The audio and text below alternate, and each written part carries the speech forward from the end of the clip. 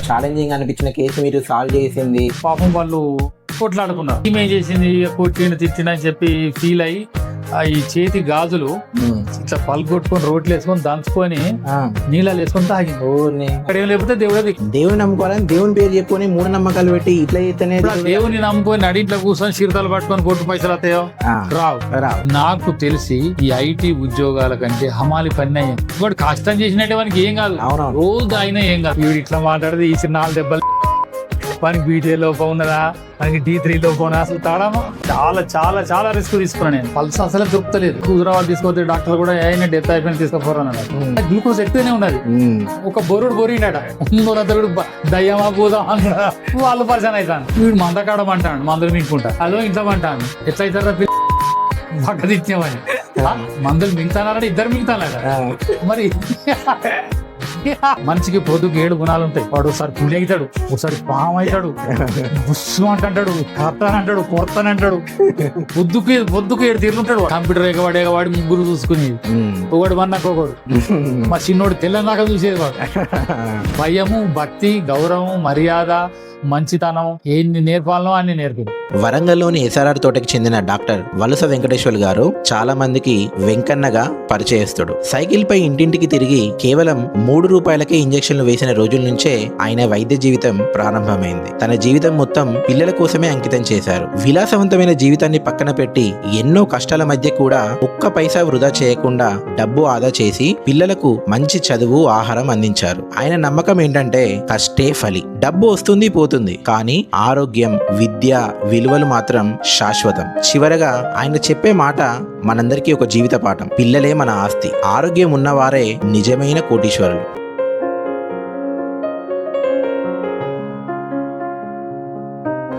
Hi uncle, నమస్కారం. నమస్తే.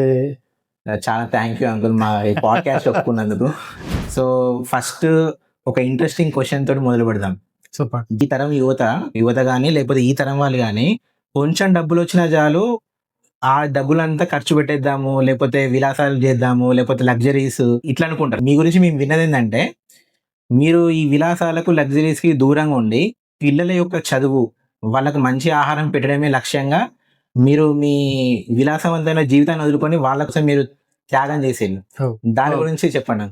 నాకు 25కు మ్యారేజ్ అయింది. 25, 30 వరకు ముగ్గురు జన్మించిళ్ళు. వీళ్ళను ఏం చేయాలి, వీళ్ళని మంచి స్కూల్లో వేయాలి. నేను అప్పుడు విలేజ్లో RMB ప్రాక్టీస్ చేస్తాను. విలేజ్లో అంత స్కూల్ ఫెసిలిటీస్ అవి ఎక్కువ లేవు ఆ కాలంలో. అయితే వీళ్ళని ఏం చేయాలి, అక్కడి నుంచి ఇక్కడ షిఫ్ట్ చేసి ఫస్ట్ ఇంగ్లీష్ మీడియంలో జాయిన్ చేసి నా లక్ష్యం ఒకటేగా, ఎంత కష్టపడైనా వీళ్ళను ఒక మంచి పొజిషన్కి తీసుకురావాలి, పిల్లలే మన ఆస్తి అనుకునే కానీ. అయితే ఏం చేసిన వాళ్ళను మంచి ఇంగ్లీష్ మీడియం జాయిన్ చేసి, అప్పుడు ఇంగ్లీష్ మీడియానికి తెలుగు మీడియానికి ఎంత అంటే తెలుగు మీడియానికి తక్కువ ఖర్చు అవుతుంది, ఇంగ్లీష్ మీడియానికి ఎక్కువ ఖర్చు. ఎంత ఎక్కువ ఖర్చు అయినా మంచిదే అని చెప్పి ఒక లక్ష్యంతో నేను వేస్ట్ ఖర్చులన్నీ కట్ చేసుకుని, దేవుళ్ళు, దయ్యాలు, భూతాలు, దేవుళ్ళు, కొబ్బరికాయలు కొట్టుడు అవన్నీ కట్ చేసుకొని మనీని సేవ్ చేసి వీళ్ళ వరకే ఖర్చు పెట్టి వాళ్ళ ఆరోగ్యానికి, వాళ్ళ గ్రోత్కు, ప్లస్ వాళ్ళ స్టడీస్కు ఇంపార్టెంట్ ఇచ్చేది. ఎందుకంటే మనం లో క్లాసులో ఉన్నా కూడా హై క్లాసు కోరికల్ని చేయొచ్చు దాన్ని, కానీ ఖర్చులు తగ్గించుకోవాలి. సామాన్య మానవుడు మిడిల్ క్లాస్ వాళ్ళు ఏం చేస్తారంటే 4 పైసలు కనబడంగానే అంత ఉక్కిరి బిక్కిరి అయ్యి ఆగమాగం ఖర్చు పెట్టుకుంటుంటారు. తాగుడు, తినుడు, దేవుళ్ళు, దయ్యాలు పేర్లు చెప్పి వేస్టేజ్ చేస్తారు. నేను అట్లా కాదు, ప్రతి పైసను పోగు చేసి వీళ్ళకే ఖర్చు పెట్టాలి. మనం కేవలం తినాలి, సంపాదించాలి, ఇదే ఇక మనకు. ఇంకా వేరే కోరికలు అంటూ ఏం లేవు. జల్సాలు, విలాసాలు వద్దు. డబ్బులు పోగు చేయాలి, వీళ్ళను పైకి తీసుకురావాలి. ఎందుకంటే నా విషయంలోనే రాంగ్ అయిపోయింది. మా తల్లిదండ్రులు చాలా బీద వాళ్ళు, అట్టడుగు స్థాయి వాళ్ళు నన్ను చదివించలేకపోయింది. కానీ వీళ్ళు అట్లా కావద్దు అని ఒక పట్టుదలతోటి, దీక్షతోటి, ఒక లక్ష్యం కోసం ప్రతి పైసాను పోగు చేసి వాళ్ళకే ఖర్చు పెట్టి వాళ్ళని ఒక స్టేటస్కు తీసుకురాగలిగిన. ఓకే. విద్యతోటి విద్యా బుద్ధులు కూడా నేర్పడం మన బాధ్యతే. అవును. బుద్ధులు ఎలా నేర్పాలి? విద్య అంటే సార్లు చదువులు వాళ్ళు చెప్తారు. అవును. మరి బుద్ధులు కూడా మనం చెప్పాలి. అవును. ఈ సంస్కారం ఇది ఇట్లా, అది అట్లా, ఇది ఇట్లా పోవాలి, ఎట్లా ఉండాలి, ఇట్లా చేయాలి. నేను ప్రాక్టీస్ చేస్తాను నా చేతి కింద నేర్చుకొని ఈ జైలు అజ్జైలు ఉత్తగా ఉండకపోయేది. ఉత్తగుంటే సోమరిపోతులు అవుతారు. లేకపోతే తిరుగుతుంటారు అటు ఇటు. వాళ్ళకి ఒక పని చెప్పాలి. చాలా చాలా చాలా రిస్క్ తీసుకున్నా నేను. అది. తీసుకున్నందుకు సరే పర్వాలేదు ఒక లెవెల్కి వచ్చింది. అవునవును. అది చాలా మంచిగా. అది కానీ ఇప్పుడు మీరు అది చెప్పిన పాయింట్ ఆ కాలంలో అందరూ దాదాపు తెలుగు మీడియమే చదివించారు అంకుల్. అవును. నేను తెలుగు మీడియమే, మా వైఫ్ అందరూ. తెలుగు మీడియం, అందరు తెలుగు మీడియం. ఇప్పుడు మీరు ఆ కాలంలోనే మీకు ఇంగ్లీష్ మీడియం చదువుతారని ప్రేరణ అంటే ఆ ఆలోచన ఎట్లా వచ్చింది అంకుల్? ఆ ఆలోచన ఎందుకంటే ఇంగ్లీష్ మీడియం అనేది ఇన్ ఫ్యూచర్లో ఎక్కడికైనా ఎక్కడ పోయినా ఇంగ్లీష్ మీడియం అనేది ఉన్నది. కానీ స్తోమత లేక చాలా మంది చదివియలేదు. ఒకవేళ స్టార్టింగ్ లో చదివించిన కోస ఖచ్చితాలకి మళ్ళీ లాస్ట్ ఖర్చులు బాగా అవుతాయి. ఎంత ఖర్చు అయినా పర్లేదు, ఎంత అయినా పర్లేదు అని బాగా నేను చిటీలు నడిపిన, సహారా నడిపిన, ప్రతి పైసా పోగు చేసిన. నా రూట్లో నేనే నా నా ధ్యేయం కోసం, నా లక్ష్యం కోసం నేను ఫాలో అవుతానే చాలా మంది నన్ను వెక్కిరించిండు. ఇతను దేవుడు అంటే నమ్మడు, ఇతను దేవుడు అంటే చేయడు, దేవునికి చేయడు. దేవుడు దయ్యం తర్వాత ఫస్ట్ వీళ్ళు గెటాన్ కావాలి. చదువు ఇంపార్టెంట్. నెక్స్ట్ ఇయర్ వీళ్ళు ఈ స్టడీ చేస్తే దానికి ఎంత ఖర్చు వస్తుంది, దానికి అడ్వాన్స్ గా ప్రిపేర్ అయ్యి ఆ డబ్బులు పోగు చేసుకొని ఒక సంఘాన్ని స్థాపించా నేను. 30-35 ఏళ్ళు అయిపోయింది నేను ఆ సంఘం నడిపియబట్టి. ఆ సంఘం స్థాపించి ఆ సంఘంలో నేను రోజు సంపాదించే డబ్బులన్నీ పోగు చేసి ఆ సంఘంలో కట్టి బల్క్ అమౌంట్ తీసుకొని వీళ్ళు కాలేజీల ఫీజులు ఇలాంటివి కట్టడం చేసి వాళ్ళని ఒక గిటాను తీసుకొచ్చిన.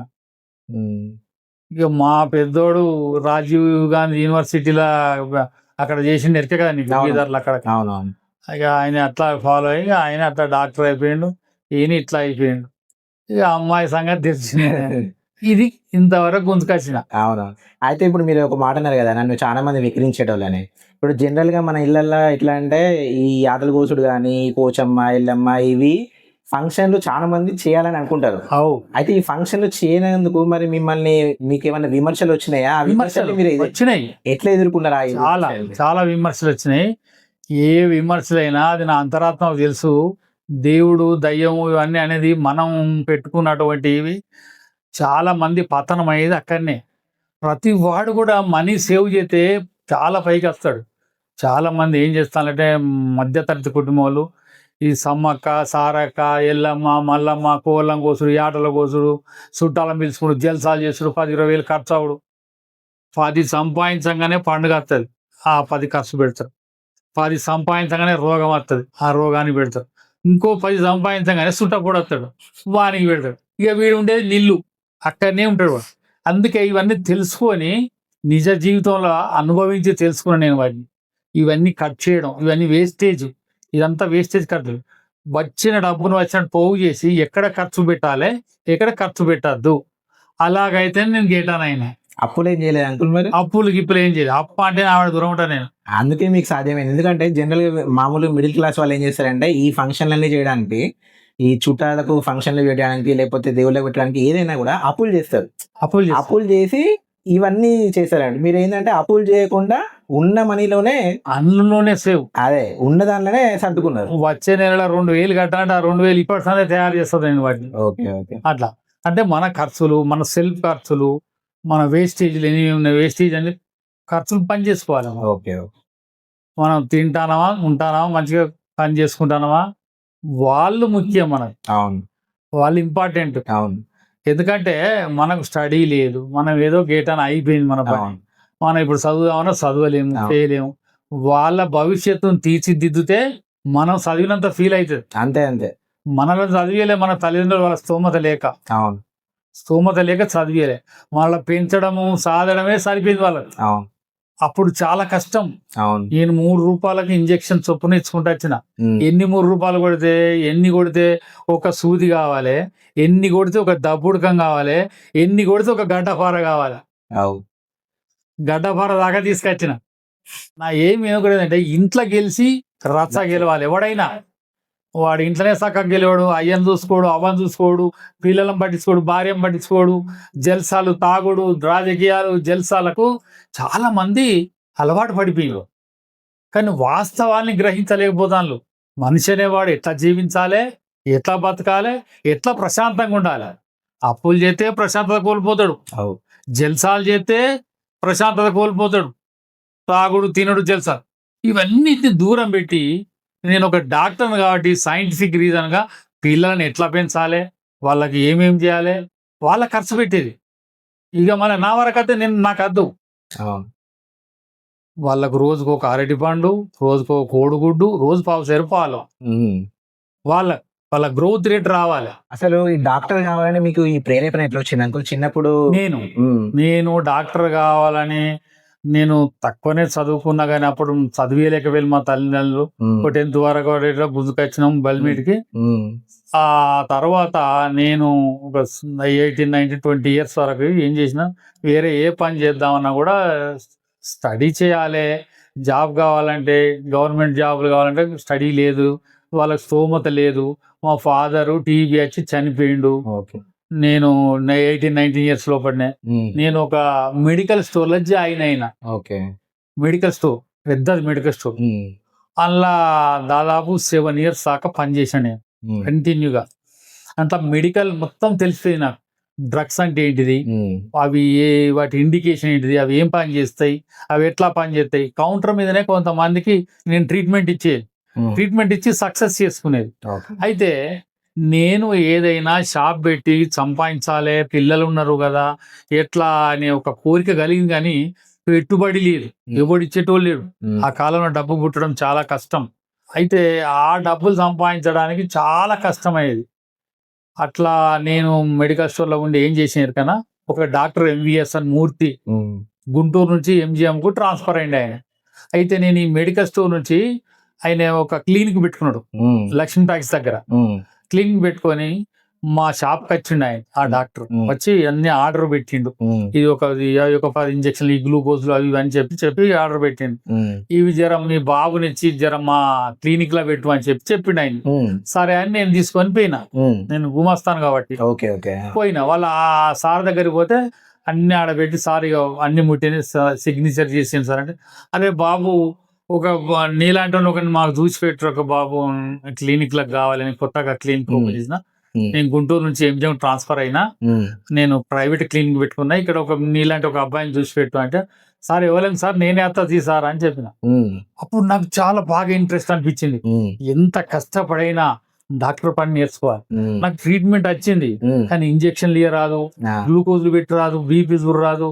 ఇవి నేర్చుకోవాలంటే మరి డాక్టర్ చేతి కిందనే ఉండాలి అని చెప్పి, సార్ నేను ఒక రోజు 1 గంట 2 గంటల నేను 9 గంటలకి 8:30కు రా, 10 గంటలకు వెళ్ళిపో, నేను 10 గంటలకు MGM పోతా, ఈవినింగ్ నేను చూసుకుంటా. సరే రా అని చెప్తే సరే అట్లా అని చెప్తే రోజు అట్లా పోయి అట్లా 3 years పోయిన సార్ దగ్గరికి. పోతే పాపం అన్ని నేర్పిండు, అన్ని పనులు నేర్పి, కట్లు, కుట్లు, ఇంజక్షన్లు, IV గ్లూకోజ్లు, మొత్తం BP అన్ని చెప్ప ఎట్లా కట్లు కట్టాలి అన్ని నేర్పిండు పాపం. నేర్పినాక ఆయన చేసిన ఒక 3 years కాగానే ఆయనకు వైజాగ్ ట్రాన్స్ఫర్ అయింది. అరే బాబు నేను వెళ్ళిపోతానా అని చెప్తే పోయింది. అప్పుడు RMT సర్టిఫికెట్లు ఇస్తాను భావనారాయణ స్ట్రీట్ విజయవాడలో.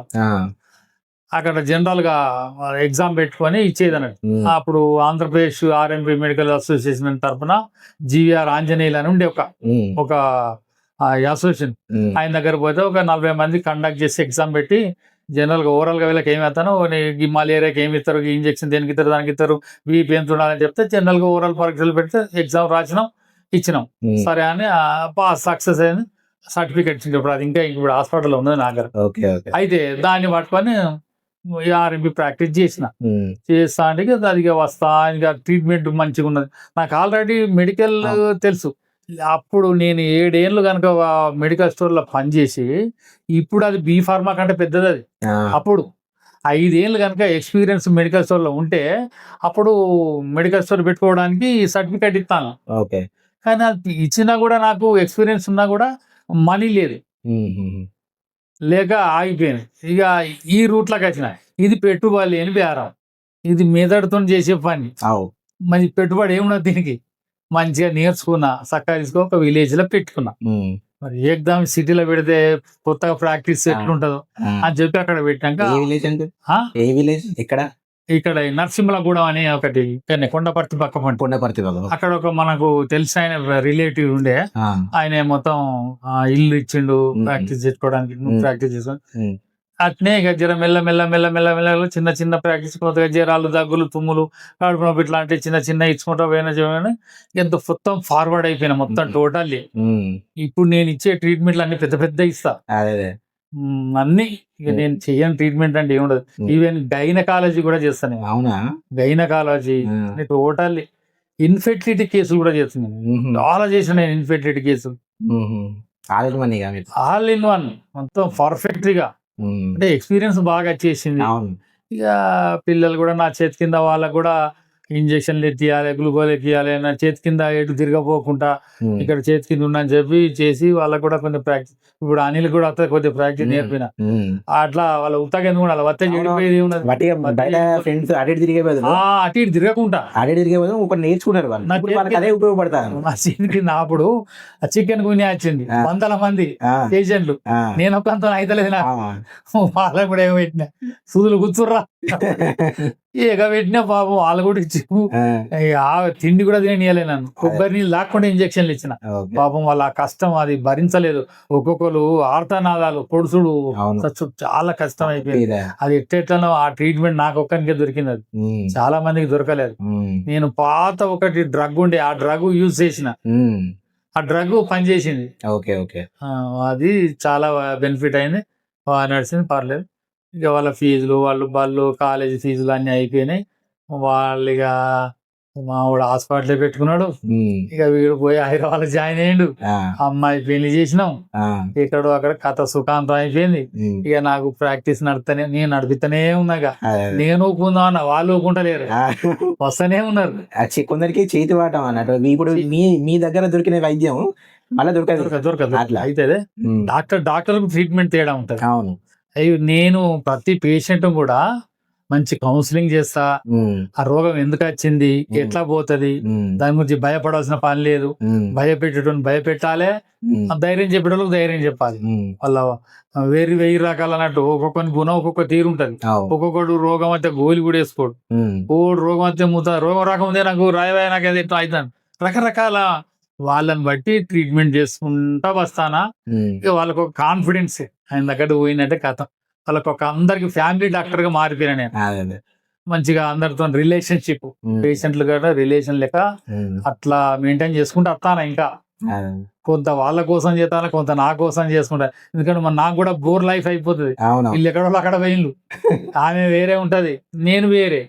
ఏం చేయాలి, వాళ్ళతో మంచి టైం పాస్ చేసుకుంటా, వాళ్ళ కష్ట సుఖాలు అడుక్కుంటా, వాళ్ళు మీరు ఏం చేస్తారు, ఏం కదా ఇట్లా అంటే అట్లా చాలా మంది ఇప్పుడు లేరు. ఉమ్, ఇప్పుడు జనరేషన్ అంతా నాకు తెలిసి వేస్ట్ జనరేషన్.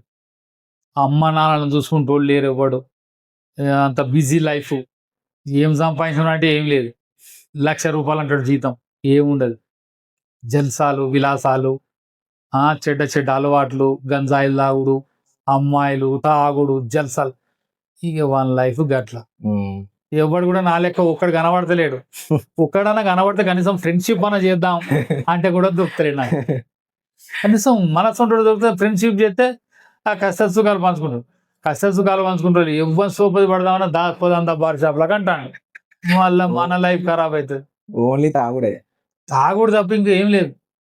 ఇప్పుడు మీరు ఎన్ని సంవత్సరాలు అయింది అంకుల్ ఈ ఆర్ఎంపీ ప్రాక్టీస్ స్టార్ట్ చేసి? ఆర్ఎం ప్రాక్టీస్ పెట్టి దాదాపు 1983 స్టార్ట్ చేసిన నేను. ఓకే, అప్పటి నుంచి ఇప్పటి వరకు 42 ఇయర్స్ దాటిపోతాను. ఓకే. ఇప్పుడు ఈ 40 సంవత్సరాల దాదాపు మీకు ఏదైనా బాగా గుర్తున్న ఏదైనా కేసు, అంటే ఒక ఛాలెంజింగ్ అనిపించిన కేసు మీరు సాల్వ్ చేసింది లేకపోతే? ఒకటి ఉన్నది. ఆ, నేను కృష్ణాజిగూడెం అని ఇక్కడ స్టేషన్ గన్పూర్ దగ్గర ఒక గ్రామం. ఆ గ్రామంలో నేను ప్రాక్టీస్ అక్కడ పెట్టినాక ఆ ఊళ్ళే ఒక ఇద్దరు భార్య భర్తలు పాపం వాళ్ళు కొట్లాడుకున్నారు. ఏదో ఇంత గొడవలో చిన్న చిన్న కొట్టుకొని ఆ భర్త వ్యవసాయానికి పోయిండు. ఈమె ఏం చేసింది, తిట్టిండు అని చెప్పి ఫీల్ అయ్యి ఈ చేతి గాజులు ఇట్లా పలుగొట్టుకొని రోట్లు వేసుకొని దంచుకొని నీళ్ళలో వేసుకొని తాగింది. చచ్చిపోతానండి. తాగింది కానీ ఇక పుచ్చుతా అంటే బుర్రుతా ఎర్ర బొరినట్టు. పేగులకు ఓరా సీసవకలు పుడతానే పేగులు ఇట్లా మోటివేషన్ అవుతాంటాయి, అవును ఇట్లా ఇట్లా తిరుగుతాంటాయి మనకు జీర్ణశక్తి అది మోటివేట్ అవుతాంటాయి. కిందికి కూడా ఇట్లా పేగులని ఇట్లా ఇట్లా తిరుగుతాంటాయి, అట్లా తిరిగినప్పుడల్లా పుడతా అంటే అవి ఇక మొత్తుకుంటాంది లబా లబా అని ఇట్లా బుర్రుది ఇదంతా గడ్డి గిడ్డి అంతా ఏకమైపోయింది. అట్లా బురుతాంది, ఏంది ఇట్లా బురుతాంది కడుపు నొప్పి అని అనుకొని ఆ పక్క ఇంటి వాళ్ళు వీళ్ళందరూ కూడా రాత్రి 8-9 అవుతుంది. ఆ ఊరికి బస్సులు లేవు, ఎంజిఎం రావాలంటే 50 కిలోమీటర్లు. ఏక వాళ్ళు మొత్తుకుంటాను పాపం ఆ పొల్ల. అరే ఏమైంది ఏమైంది ఏమైందా అంటే ఒక ఎడ్ల బండ్లు వేసుకొని వరిగడ్లు వేసుకొని పట్టుకొచ్చింది.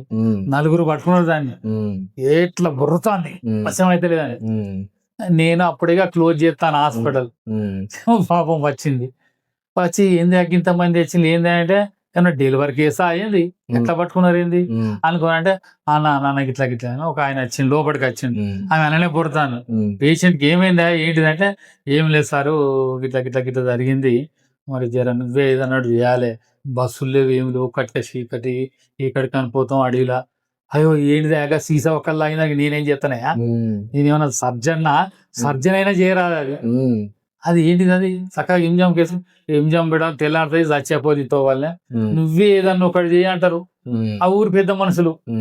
నువ్వే ఏదైనా చేశారు గుల్కోసు గిల్కోసు నువ్వు ఏం చేస్తావు వచ్చి, అరే నేనేం చేస్తానే దానికి, అది కడుపు నొప్పి కాళ్ళు నొప్పి మందో మాకు అవుతాగా, నువ్వు సీసవకల్లాగా వచ్చి నాకు చెయ్యి అంటే ఎట్లా వాళ్ళు కాళ్ళు పట్టుకుంటాను నీళ్ళు పట్టుకుంటాను ఇటు పెడతలేరు, ఎటు పోయే దారి లేదు, పోతే బతకదు అని ఏం చేసింది. నాకు ఏం చేయాలి అని నాకు కూడా ఐడియా అత్తలేదు.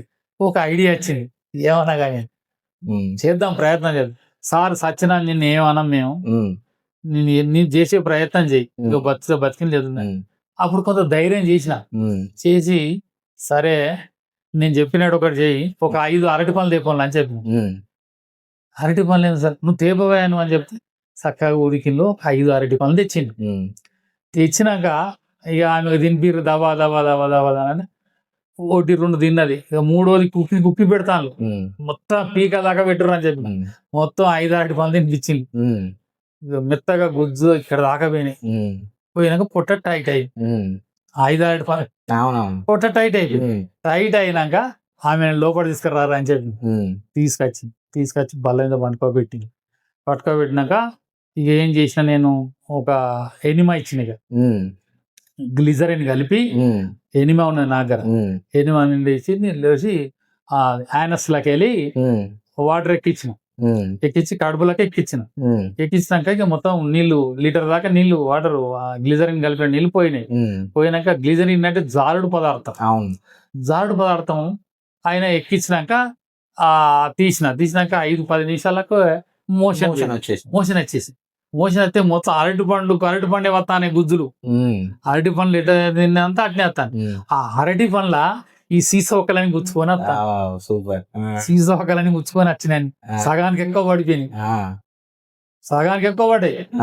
అమ్మ అల్గా కుచ్చుకపోవడం అయిందని అట్నే పన్నది, కుచ్చుకపోవడం అయిపోయింది, అట్నే పడుకున్నది పాపం. అరే ఇది మంచిగా పని చేసి సూపర్ ఐడియా అసలు. ఇది వైద్య శాస్త్రంలో లేదు, అదే ఇది ఓన్ మెయిన్ స్పాంటేనియస్ అప్పటికప్పుడు మీకు వచ్చిన ఆలోచన. మళ్ళీ ఒక 2 అరటి పండ్లు లేపో అన్న, మళ్ళా అరటి పండ్లు తినిపియకుండా గనక ఎనిమా ఇస్తే అల్లకెళ్ళి జర్ర గుంజుకతే పేగులు కట్ అయిపోతుంది, పేగులు కోసుకపోయి కట్ అయి చచ్చిపోతుంది. అయితే ఏం చేసిన ఈ అరటి పండ్లు తినిపించడం వల్ల పేగు టైట్ అయ్యి అలా ఇరుక్కుంటది. ఇక అరటి పండుకి అతుకున్నాయి, అరటి పండు గుజ్జు పుచ్చుకున్నాయని.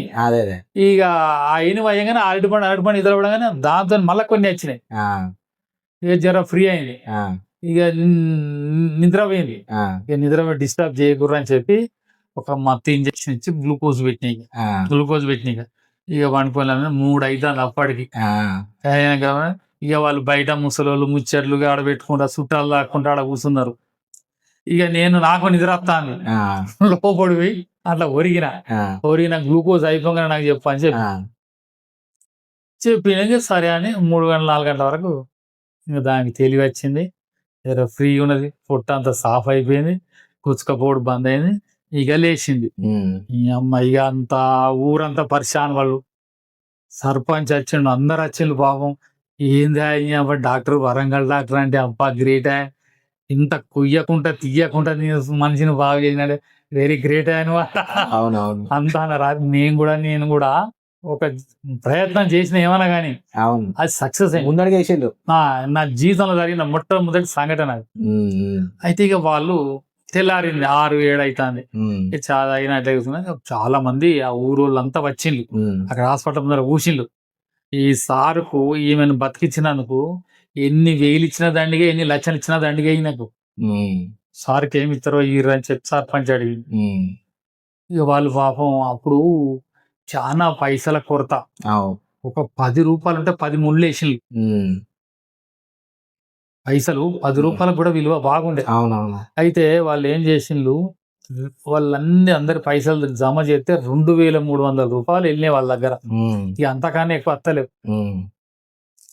ఏం చేసిండ్రు, వాళ్ళ దగ్గర వీని దగ్గర అన్ని జమ చేసి ఇంత పిరికెడ్ అయితే ఇచ్చిన 5 రూపాయల నోటు 10 రూపాయల నోటు ఇంత పిరికెడ్ ఇచ్చి లోపలికి వచ్చి చేతిలో చేయి ఇట్లా పెట్టి మలిచి, సారు ఇక నీ దండం పెడతా, కాళ్ళు మొక్కుతాం, ఇక నువ్వు ఏమని అనుకోక గిందే ఉన్నాయి, ఏమన్నా చేసుకో, నీకు ఎంత ఇచ్చినా దండిగే.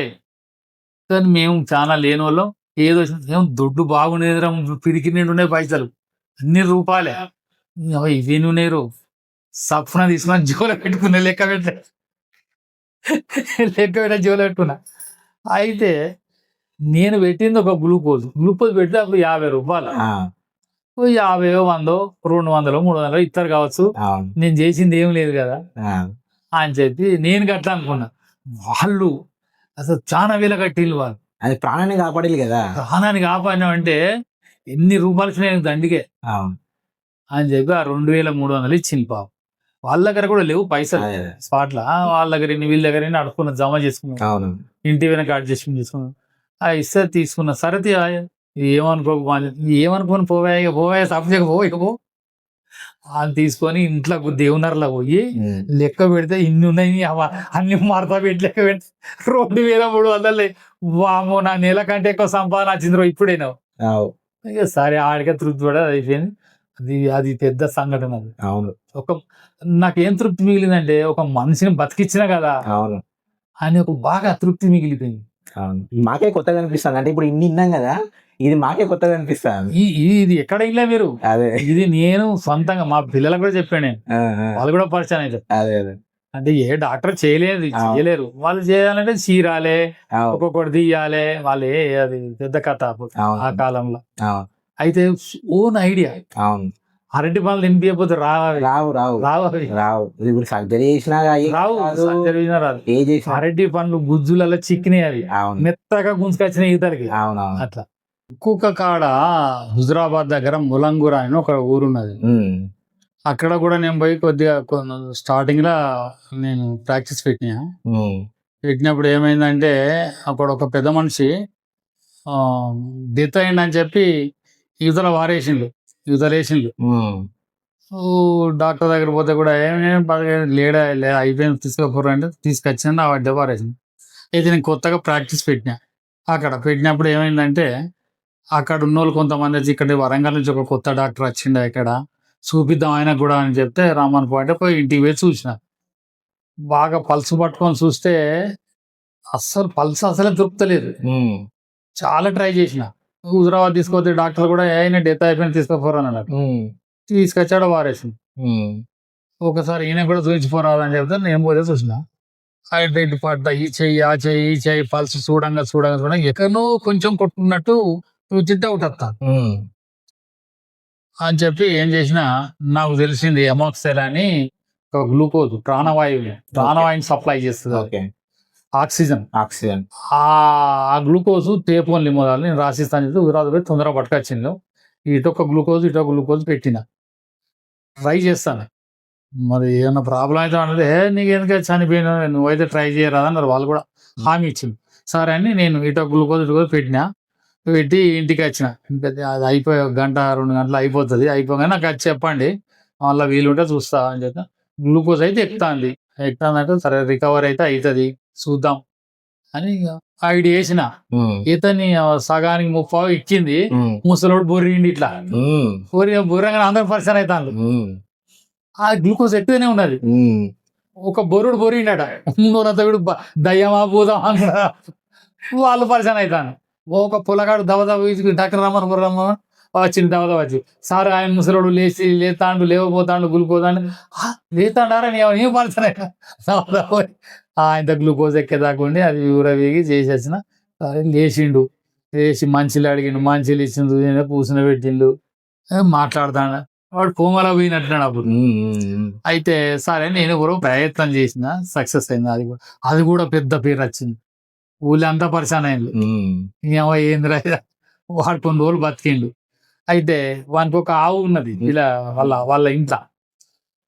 మా సునీల్ అప్పుడు అంబాడుతాడు. ఆ ఆవు పాలు మావోనికి రోజు ఒక 1/2 లీటర్ పాలు కావాలని చెప్తే ఉన్న 3 నెలలో 4 నెలలో ఫ్రీగా పోయిండు.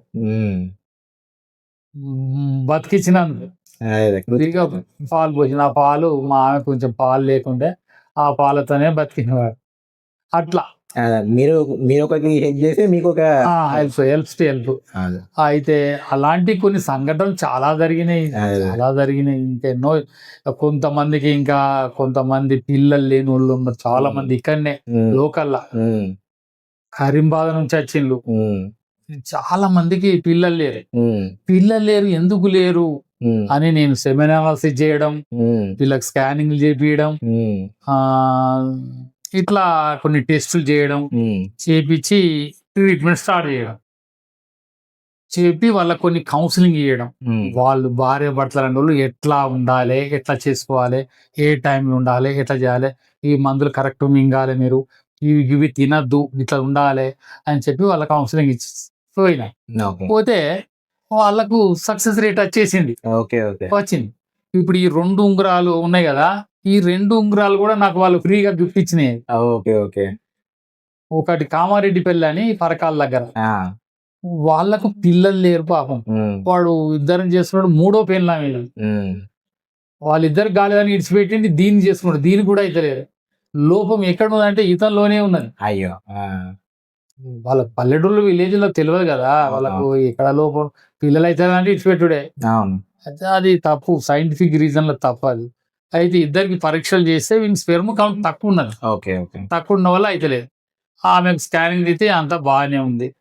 సరే అని చెప్పి ట్రీట్మెంట్ ఇస్తే వీళ్ళకి ఎందుకు పిల్లలు అయితే లేరు అంటే కొంత లోపము, స్పెర్మ్ కౌంట్ తక్కువ ఉన్నది, గిట్ట కొద్దిగా తక్కువ ఉన్నా కూడా ఎందుకు గారు మందులు వాడతలేరా వీళ్ళని చెప్తే వాళ్ళు గొర్రెలు కాసుకుంటూ పోతారు. అయితే భార్యను అత్త ఒక ఇంటికాడ ఉంటారు. వీడేం చేస్తాడు, మంద పెట్టుకుంటా పోతారు. మంద అంటే గొర్రెలు ఒక 100-150 గొర్రెలు ఉంటాయి. ఆ గొర్రెలు మంద పెడతారు పంట పండడానికి, ఆడ పెట్టుకొని పంట మంచిగా వస్తారు. అట్లా మంద పెట్టించుకుంటారు. వీడు మంద కాడ పంటాడు, మందులు మింగుకుంటా. అదో ఇంట్లో పంటాను. ఎట్లయితారా పిల్లలు పక్కదిచ్చామని మందులు మింగుతానారంటే ఇద్దరు మింగుతానట. మరి అది ఇంటికా అంటే నువ్వు మందకాడు ఉంటే ఎట్లా పిల్లలు అవుతారా? ఏమో సార్ మాకు ఎవరు చెప్తారు ఏడంటే నీ అమ్మాయి ఏంటి ఇంకా ఉన్నారా ఇలా కూడా ఉన్నారా అని చెప్పి నువ్వు ఎటు పోతే అటు ఆమె నడుము కట్టుకొని పోవాలి అని చెప్పి వాళ్ళ కౌన్సిలింగ్ ఇచ్చి తగ్గిన అంటే అని చెప్పినాక ప్రెగ్నెంట్ అయింది పాప. ప్రెగ్నెంట్ అయితే ఇది ఇచ్చింది పాప. అసలు ఆయన ప్రెగ్నెంట్ అయింది నేను మర్చిపోయినా. ఊరు కదా వాళ్ళు, నేను మర్చిపోయినా. ప్రెగ్నెంట్ అయింది, 3 నెలలు 6 నెలలు అయింది. కొడుకు పుట్టినాక ఒక బత్తడు మామిడికాయలు పట్టుకొని వచ్చింది దగ్గరికి.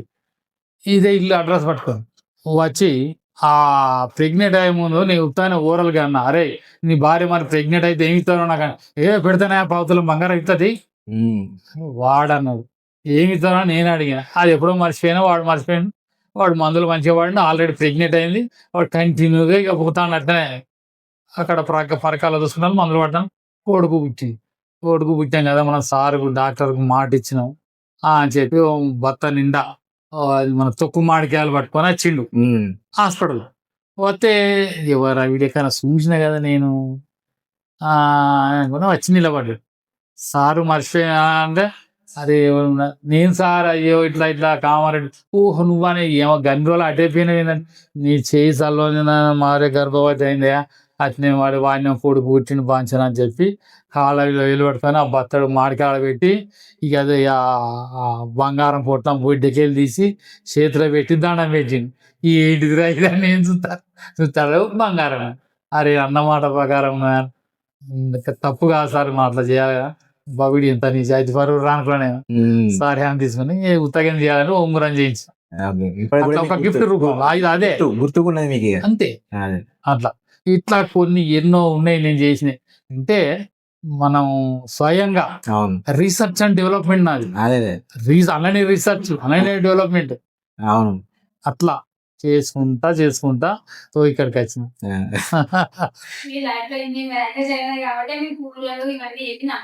నేను దేవుణ్ణి ఎందుకు మొక్కుతా. ఇప్పుడు హాస్పిటల్ వెంకటేశ్వర విగ్రహం ఫోటో లేదా ఆడ హాస్పిటల్ పోతాం మేము కూడా దేవుని మొక్కుతాం. కానీ దాని మీద కాన్సన్ట్రేట్ చేయం. మన కృషిని మనం నమ్ముకోవాలి, మన కష్టాన్ని నమ్ముకోవాలి. మనం ఇప్పుడు గాల్లో దీపం పెట్టి దేవుడా అంటే దేవుడు ఏం చేస్తాడు? దేవుడు ఏం చేయడు కదా. దేవుని మొక్కితే తప్పే ఉన్నది. కానీ దేవుని మొక్కడం అయితే దేవుని పేరు చెప్పి చాలా మంది జల్సాల విలాసాలకు తాగుడు తినుడు ఇట్లా చాలా మంది పతనమైన వాళ్ళని చాలా మంది చూసిన. ఒక ఆయనే నేను ప్రాక్టికల్ అనుభవం చెప్తానా. ఒక ఆయన పాసం ఎక్కడి నుంచో విలేజ్ నుంచి వచ్చిండు, హమాలి పని చేస్తాడు. మంచిగా పైసా కూడా పెట్టుకొని గిరిగిరిలు తీసుకొని చిట్టీలు వేసుకొని ఒక 60,000 ఇల్లు కట్టుకున్నాడు. మంచిగా మందపరుచుకున్నాడు. ఒకసారి పిల్లగానికి జ్వరం వచ్చింది. జ్వరం వస్తే ఏమైందంటే నన్ను పిలిచిండు, వాళ్ళ ఇంటికి పోయినా. టెంపరేచర్ 104 దాటి ఉన్నది. 104 దాటితే ఏమైందంటే కలవరిస్తారు. ఇక అవునవును పోతుంది అంటుంది పిచ్చి కాయలు తప్పుతారు. తప్పి అట్లా చేస్తాను ఆ పిల్లగాడు అట్లా చేస్తాడు. అప్పటికే అరే అట్లా చేస్తాడు కలవరిస్తాడు అది ఇది అంటే అక్కడ చుట్టూ ఉండబడి అమ్మ లెక్కలు ఏం చేసిందంటే వల్లు పట్టు అంటే నీకు తెలియదు. వల్లు పట్టు అంటే ఇట్లా ఊపుతారు చాట ఊపి అందులో బియ్యం పోసి చాట ఊపుతారు. ఇది అన్నారం అన్నారం పోవాలని చెప్పి ముసలోళ్ళు పాతోళ్ళు వాళ్ళు మూఢనమ్మకాలు అవి. అది షార్ట్ ఊపుతారు. పిల్లాడు కలవరిస్తాడు. ఎక్కడ భయపడ్డాడు, దయ్యం పట్టింది, భూతం పట్టింది, అన్నారం దేవుడు వచ్చిందని చెప్పి ఆ అంశలమ్మ చెప్తే ఆ 2 రూపాయలు కట్టి మూడేసింది. నేను లోపల ఇంజక్షన్ ఇచ్చి తలకాయ తడి పట్టేస్తే కలవరింత బంద్ అయింది. వాళ్ళు ఏమనుకుంటానంటే కలవరింత బంద్ అయిందంటే అన్నారం దేవుడే బాగు చేసిండు. ఈ సూదితే గోళ్ళితే ఇదంతా గంగలో కలిసిపోయింది. మూఢనమ్మకాలు మూర్ఖులను ఏం చేస్తాం. అయితే అట్లా అయినాక ఆ దేవునికి 2 రూపాయలు మూడేసి నువ్వు అన్నారం పోవాలి, దేవునికి చెయ్యాలి, చేతేనే పిల్లాడు మంచుకుంటాడని ఆమె చెప్పింది పట్టించుకుంది. అన్నారం పోవాలని చెప్పి ఇక వాడు ఏం చేసిండు, గిరిగిరి తెచ్చిండు. 10,000 గిరిగిరి తెచ్చి మంచిగా చుట్టాలని పిలుచుకొని వీళ్ళ దగ్గర 5,000 అని 15,000 జమ చేసుకొని ఉన్న చుట్టాలను పిలుచుకొని అంత అన్నారం యాటపోతుని కొనుక్కొని మంచిగా లేసుకొని అన్నారం పోయినాయి. బాగా తాగి తిని అన్ని చేసిండ్రు. అన్నీ అయిపోయినాయి. ఇక ఇంటికి వచ్చిండ్రు. ఆ 15,000 రూపాయలు వీడు కట్టాలి. గిరిగిరి కట్టలేకపోతాడు. పని నడతలేదు. రోజు 100 కట్టలేకపోతాను. 15,000 వచ్చినాయి. ఇట్నే వాటిని తిరగబెట్టుకుంటా 15 పోయి 20 అయినాయి, 20 30 అయినాయి, 30 40 అయినాయి. చాలా అప్పుల పాలైంది. కట్టలేకపోయింది. ఉన్న ఇల్లు అమ్ముకున్నాడు. చూడు, ఒక పోరాడు కలవరిస్తే ఇల్లు అమ్ముడు పోయింది. ఇది మూఢనమ్మకం కాకపోతే ఏంటి? ఈ వాస్తవాన్ని గ్రహించాలి. దేవుని నమ్ముడు తప్పు కాదు. దేవుని నమ్మకుండా దేవుని మొక్కుడు తప్పు అని నేను అంటలేదు. తప్పు అది నీ యొక్క అంతరాత్మ. అవును, దేవుడు నమ్మకం. ఎవరి నమ్మకం వాళ్ళు. ఒకడో దేవుడు అంటాడు, ఒకడు సాయిబాబు అంటాడు, ఒకడు సమ్మక్క అంటాడు, ఒకడు ఎన్ని రకరకాల ఎవరి నమ్మకం వాళ్ళు. అయితే నేను ఒక డాక్టర్ను కాబట్టి సైన్స్ నే నమ్ముతా. సైన్స్ రీజనే పోవాలి. ఆ తర్వాత దేవుని మొక్కు వద్దండి. దేవుడు నేను కూడా మొక్కుతా దేవుడిని. ఇప్పుడు మనం ఒక ఆపరేషన్ చేసేటప్పుడు సక్సెస్ కావాలి దేవుడు అని మనం కూడా మొక్కుతాం. ఎవరైనా మొక్కుతాం. అదే దేవుడు అనేది నమ్మకం లేకుండా మనిషి బతకలేడు కదా. ఆశ నమ్మకం లేకపోతే మనిషి జీవించదు. కానీ ఏదో ఒక నమ్మకం ఉండాలి. కాబట్టి దేవుడే దిక్కు. ఎక్కడేం లేకపోతే దేవుడే దిక్కు. దేవుని నమ్ముకోవాలని దేవుని పేరు చెప్పుకొని మూఢనమ్మకాలు పెట్టి ఇట్లా చేస్తేనే ఇప్పుడు ఆ దేవుడు- దేవుని నమ్ముకొని నడింట్లో కూర్చొని చిరుతలు పట్టుకొని కొట్టు పైసలు వస్తాయో ఆ, రావు. రావు. మనం కష్టం చేస్తేనే వస్తాయి. గాలి దీపం పెట్టి దేవుడా దేవుడా అంటే మరి దేవుని మొక్కినాక ఎందుకు పైసలు వస్తలేవు? అదే రావు. మనం కష్టపడితే దానికి దేవుడు దారి చూపుతాడు. అంతే, మనం కష్టపడదాని ఫలితం చూపిస్తాడు. దేవుని మొక్కు తప్పు లేదు, నేను కూడా మొక్కుతా. మధ్యాహ్నం స్నానం చేయని సూర్య నమస్కారం చేస్తా, ఇంట్లో పోయి దేవునికి ఒక మొక్కు మొక్కి మనం కోరుకుంటాం. ఆయన మనం వరాలు గిరాలి అని స్వార్థపూరితమైన మొక్కులు మొక్కం. ఆరోగ్యంగా ఉంచితే చాలు ఆయన అని చెప్పి మొక్కుంటా నేను. కడమదంతా నేనే చూసుకుంటా, నన్ను మాత్రం నువ్వు ఆరోగ్యంగా ఉంచు, అంతే. నిస్వార్థమైనటువంటి కోరికలు ఉండాలి, ఓకే, స్వార్థపూరితమైనటువంటి కోరికలు ఉండద్దు. అవును. ఎప్పుడు దేవుని కావాలి మొక్కాలనుకుంటే అప్పుడు ఇక్కడ వేసుకుంటా కదా, కళ్ళు మూసుకుంటే దేవుడు కనబడాలి, అంతే. ఇప్పటికి కూడా అసలు భక్తి అంటే ఎవరిని తెలియదు. ఎవడో ఒక నా ముందర రమ్మని భక్తి అంటే ఏంటిదో నేను అడుగుతా, వాడు సమాధానం చెప్పాలి. చెప్పలేడు. భక్తి అంటే ఏంది అసలు, ఎందుకు మొక్కాలి దేవుని, భక్తి అంటే ఏంటిది, అది ఎట్లా ఉండాలి, ఏ రూపంలో ఉండాలి? నిస్వార్థంగా ఉండాలి. ఇప్పుడు టెంపుల్ పోయి దేవుడానికి 100 కొబ్బరికాయలు కొడితే నాకు ఇది చేయంటే అది బిజినెస్ డీల్ అవుతుంది. ఇప్పుడు మన కర్మను దేవుడు కూడా తప్పించలేడు. అవును, మన కర్మ వచ్చే గండం సచ్చినా తప్పదు. అవును, ఎప్పుడు ఏది జరగాలో అది జరుగుతుంది. మనం కొన్ని గుట్టాల మీదకి బస్సులు పోతానే, అక్కడి నుంచి బస్సు పడ్డది, అవును, మన కొండగట్టు నుంచి వెళ్ళి బస్సు పడ్డది, అవును, 80 మంది పోయి. అవును. మరి దేవుడు ఎందుకు కాపాడలే? కర్మఫలం వాళ్ళు ఎప్పుడో ఏదో అది చేసి ఉంటారు. కర్మ ఫలితం. కర్మను ఎవడు తప్పించలేడు. ఇవాళ కేసీఆర్ పని ఏమైంది? కర్మ ఫలితం అది, అవును, నేను చేయలేం. ఎవ్వరికైనా కర్మను ఎవడు తప్పించలేడు. కృషితో నాస్తి దుర్భిక్షం. అవును, కష్టపడే వానికి దరిద్రం అనేది దరి చేరదు. నువ్వు కష్టపడు, నీకు దరిద్రం రాదు. ఆ కష్టపడ్డ డబ్బును దుర్వినియోగం చేయకు, సద్వినియోగం చేసుకో. నీకు నీకు ఎందుకు పోతుంది? అవును, నీకు ఆ దుర్బలం ఎందుకు వస్తుంది? అవును, రాదు. నువ్వు పడే ప్రతి పైసను కష్టపడి నువ్వు చేసుకొని నీ ఇంటికి, నీ కుటుంబానికి వినియోగించు. జల్సాలు, విలాసాలు, యాత్రలు ఇవన్నీ చేస్తే ఏవి ఉండే? అప్పుల పాలు విషాదమే, జీవితాంతం విషాదమే. నేను ఇంతవరకు అప్పులు చేయలేదు, ఒకని దగ్గరికి పోను, ఒకనికి భయపడను, ఎవ్వనికి తల వంచను. నేను నా స్వతంత్రంగా ఆత్మస్థైర్యం నాకే. అదే తప్పు చేయలే కాబట్టి అదంతా. తప్పు చేయడానికి ఎందుకు? అదే అంటాను, ఇప్పుడు మీరు అప్పు చేయలేదు, తప్పు చేయలేదు తప్పు చేయలేదు కాబట్టి ఎవరికి భయపడాల్సిన అవసరం లేదు, భయపడాల్సిన పని లేదు. అప్పుడే ధైర్యం, అదే ధైర్యం నాకు. అదే ఇప్పుడు నేను ఉన్నంతలా అదే ఉన్నంతలా కాకుండా అప్పు చేసి ఇంకా కొత్త కోరికలు వేసుకున్నాను అనుకో. అప్పు చేస్తే భయం, అవును, కట్టలేక మానసిక ఆందోళన, అది ఎట్లా కట్టాలని చెప్పి మానసిక ఆందోళన తట్టుకోలేక మందు తాగాలి. మందు తాగితే ఎంతసేపు ఇంకింత ఖర్చు, ఆరోగ్యం ఖరాబు, మొత్తం ఇల్లు గుల్ల ఒళ్ళు గుల్ల సర్వనాశనం. అవును, అందుకని అప్పు పోద్దు, అప్పు ముప్పు. అవును, అప్పు జోలికి పోద్ది. ఉన్నదానిలోనే తృప్తి పడు, అంతే. అదే తృప్తి పడు చాలు. ఇట్లా తృప్తి పడ్డోడే సంతోషంగా ఉంటాడు ఎప్పుడైనా. అవునవును, ఇంకా కావాలి. ఆ ఆశ ఉండడం తప్పు లేదు, అతి ఆశే తప్పు. కరెక్ట్. ఆశ లేని మనిషి జీవించలేడు. నాకు ఒక ఆశ కలిగింది, ఇంకా బజార్ పోయి అది కొనుక్కోవాలి అని ఆశ పుట్టింది. దాన్ని కొనడానికి ప్రయత్నం చేయి, వస్తే కొను, లేకపోతే ఇడిచిపెట్టి. అతి ఆశ అన్నప్పుడు నిద్రపోనిది, నిన్ను నిద్రపోనియది. అవును, మన కర్మ ఫలితం ఎట్లుండదు. ఒకరిని చూసి మనకు రావాలంటే రాదు. మన కర్మ వేరే ఉన్నది, వాని కర్మ వేరే ఉన్నది. అవును, అది పూర్వజన్మ సుకృతం. వానికి ఓ లాటరీ తల్లికి ₹1,00,00,000, మనం 10 లారీ టికెట్ కొన్నా తాలగదు మన. అందరూ ఒక తీరు ఉండరు. భగవంతుడు ఇన్ని తీర్ల ఇంతమందిని ఎందుకు సృష్టించిండు? అవును, మనము అందరిని కోసేది వస్తే రక్తమే. అవును, కానీ ఆ రక్తం ఎన్ని తీర్లు ఉన్నాయి కానీ 8 తీర్లు ఉన్నది. A group, B group, AB group, O group, A positive, B positive, A negative, ఇట్లా 8 తీర్లు ఉన్నది. ఒకని రక్తం ఓని కలవదు, ఒకని మాట ఓని కలవదు. ఇప్పుడు మనం ఉన్నాం కదా, ఇప్పుడు ఒక పులి ఉన్నది, పులి లెక్కనే ఉంటుంది, పులి లెక్కనే పెరుగుతుంది, పులి లెక్కనే చచ్చిపోద్ది. పాము లెక్కనే పెరుగుతుంది, పాము లెక్కనే పెరుగుతుంది, జీవి చచ్చిపోతుంది. ఇట్లా ప్రతి జీవి కూడా అట్లనే చనిపోతుంది. కానీ మనిషి అట్లా కాదు. మనిషికి పొద్దుకు 7 గుణాలు ఉంటాయి. వాడు ఒకసారి పులి అవుతాడు, ఒకసారి పాము అవుతాడు, బుస్సు అంటాడు, కడతానంటాడు, కొడతానంటాడు. పొద్దుకు 7 తీర్లు ఉంటాడు వాడు. పొద్దుకు 7 గుణాలు వాడు. 3 ఎప్పుడు చేంజ్ అవుతుందో తెలియదు వాడిని. 3 ఎప్పుడు ఎట్లుంటుందో తెలియదు. మనిషి ఒకడే చెండాలం పుట్టుక. నాకు తెలిసి మనిషి అనేవాడు ఏ జన్మలో ఏ పాపం చేస్తేనో మనిషి పుట్టుక పుడతాడు వాడు. ఒక్క మనిషికే తృప్తి లేని జీవితం. ఇప్పుడు పంది చూడు, ఉదాహరణ బురదల బరిన పంది తింటది, అన్నే పంటది, అలానే మంచి నిద్రపోతుంది. కుక్క అయినా అంతే, ఏ జంతువు అయినా అంతే.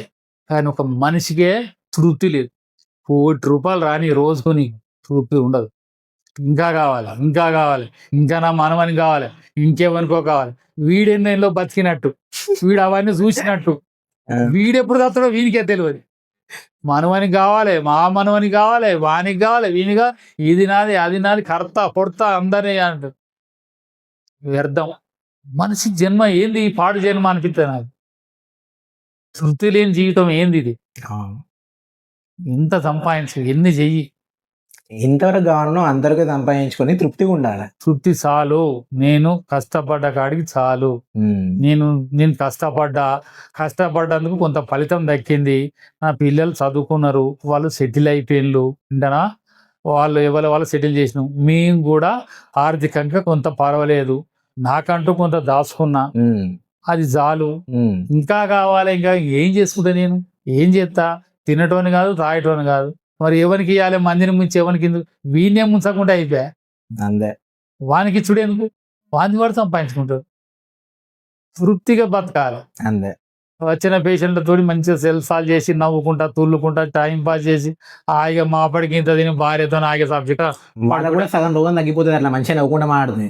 ఇంకా ఎక్కువ మాట. నేను ఇప్పుడు తక్కువ మాట, కానీ నేను చాలా కౌన్సిలింగ్ చేస్తా, నవ్విస్తా. అదే చాలా వాళ్ళు ఒక విషయంతో మీ దగ్గరికి వస్తారు. ఇట్లా మీరు మంచిగా మాట్లాడి మంచిగా చేస్తే రోగం అక్కడనే సగం తగ్గిపోతుంది. టాబ్లెట్ నా దగ్గరికి ఇంకా కొన్ని విచిత్రమైన కేసులు వస్తాయి. విచిత్రం అంటే ఏం దొరికేనా? ఒక అమ్మాయి పాపం ఇంతే ఉంటది, ఎవరినో లవ్ చేసి వాందో కాడ వీదో కాడ రోజు మా హాస్పిటల్ ముందరికి వెళ్ళిపోతా అంటారు. మా హాస్పిటల్కి వస్తారు, చూయించుకుంటారు, కాసేపు మాట్లాడుకుంటారు. హాస్పిటల్నే వాళ్ళకి ఎక్కడ తావు దొరకదు, ఇక్కడనే మంచిగా తావు దొరుకుతుంది. మాట్లాడుకొని పాపం వాళ్ళని మనం ఎందుకు డిస్టర్బ్ చేయాలి అని మనం కూడా వదిలేస్తాం. మనం ఏమన్నా వాళ్ళు మాట్లాడుకున్నా. ఇట్లనే 4-5 ఏళ్ళ బట్టి ఆ అమ్మాయి అతన్ని ప్రేమించింది, వాడు దాన్ని ప్రేమించిండు. ఎందుకో సడన్ గా వాడు ఇంకొక అమ్మాయిని పెళ్లి చేసుకున్నాడు. ఈ అమ్మాయి తెలియకుండా చెప్పకుండా డైరెక్ట్ పెళ్లి చేసుకున్నాడు. పెళ్లి చేసుకున్నాడు అనేది అమ్మాయి తెలిసింది. తెలిస్తే చచ్చిపోయినంత పని చేసింది ఆ అమ్మాయి.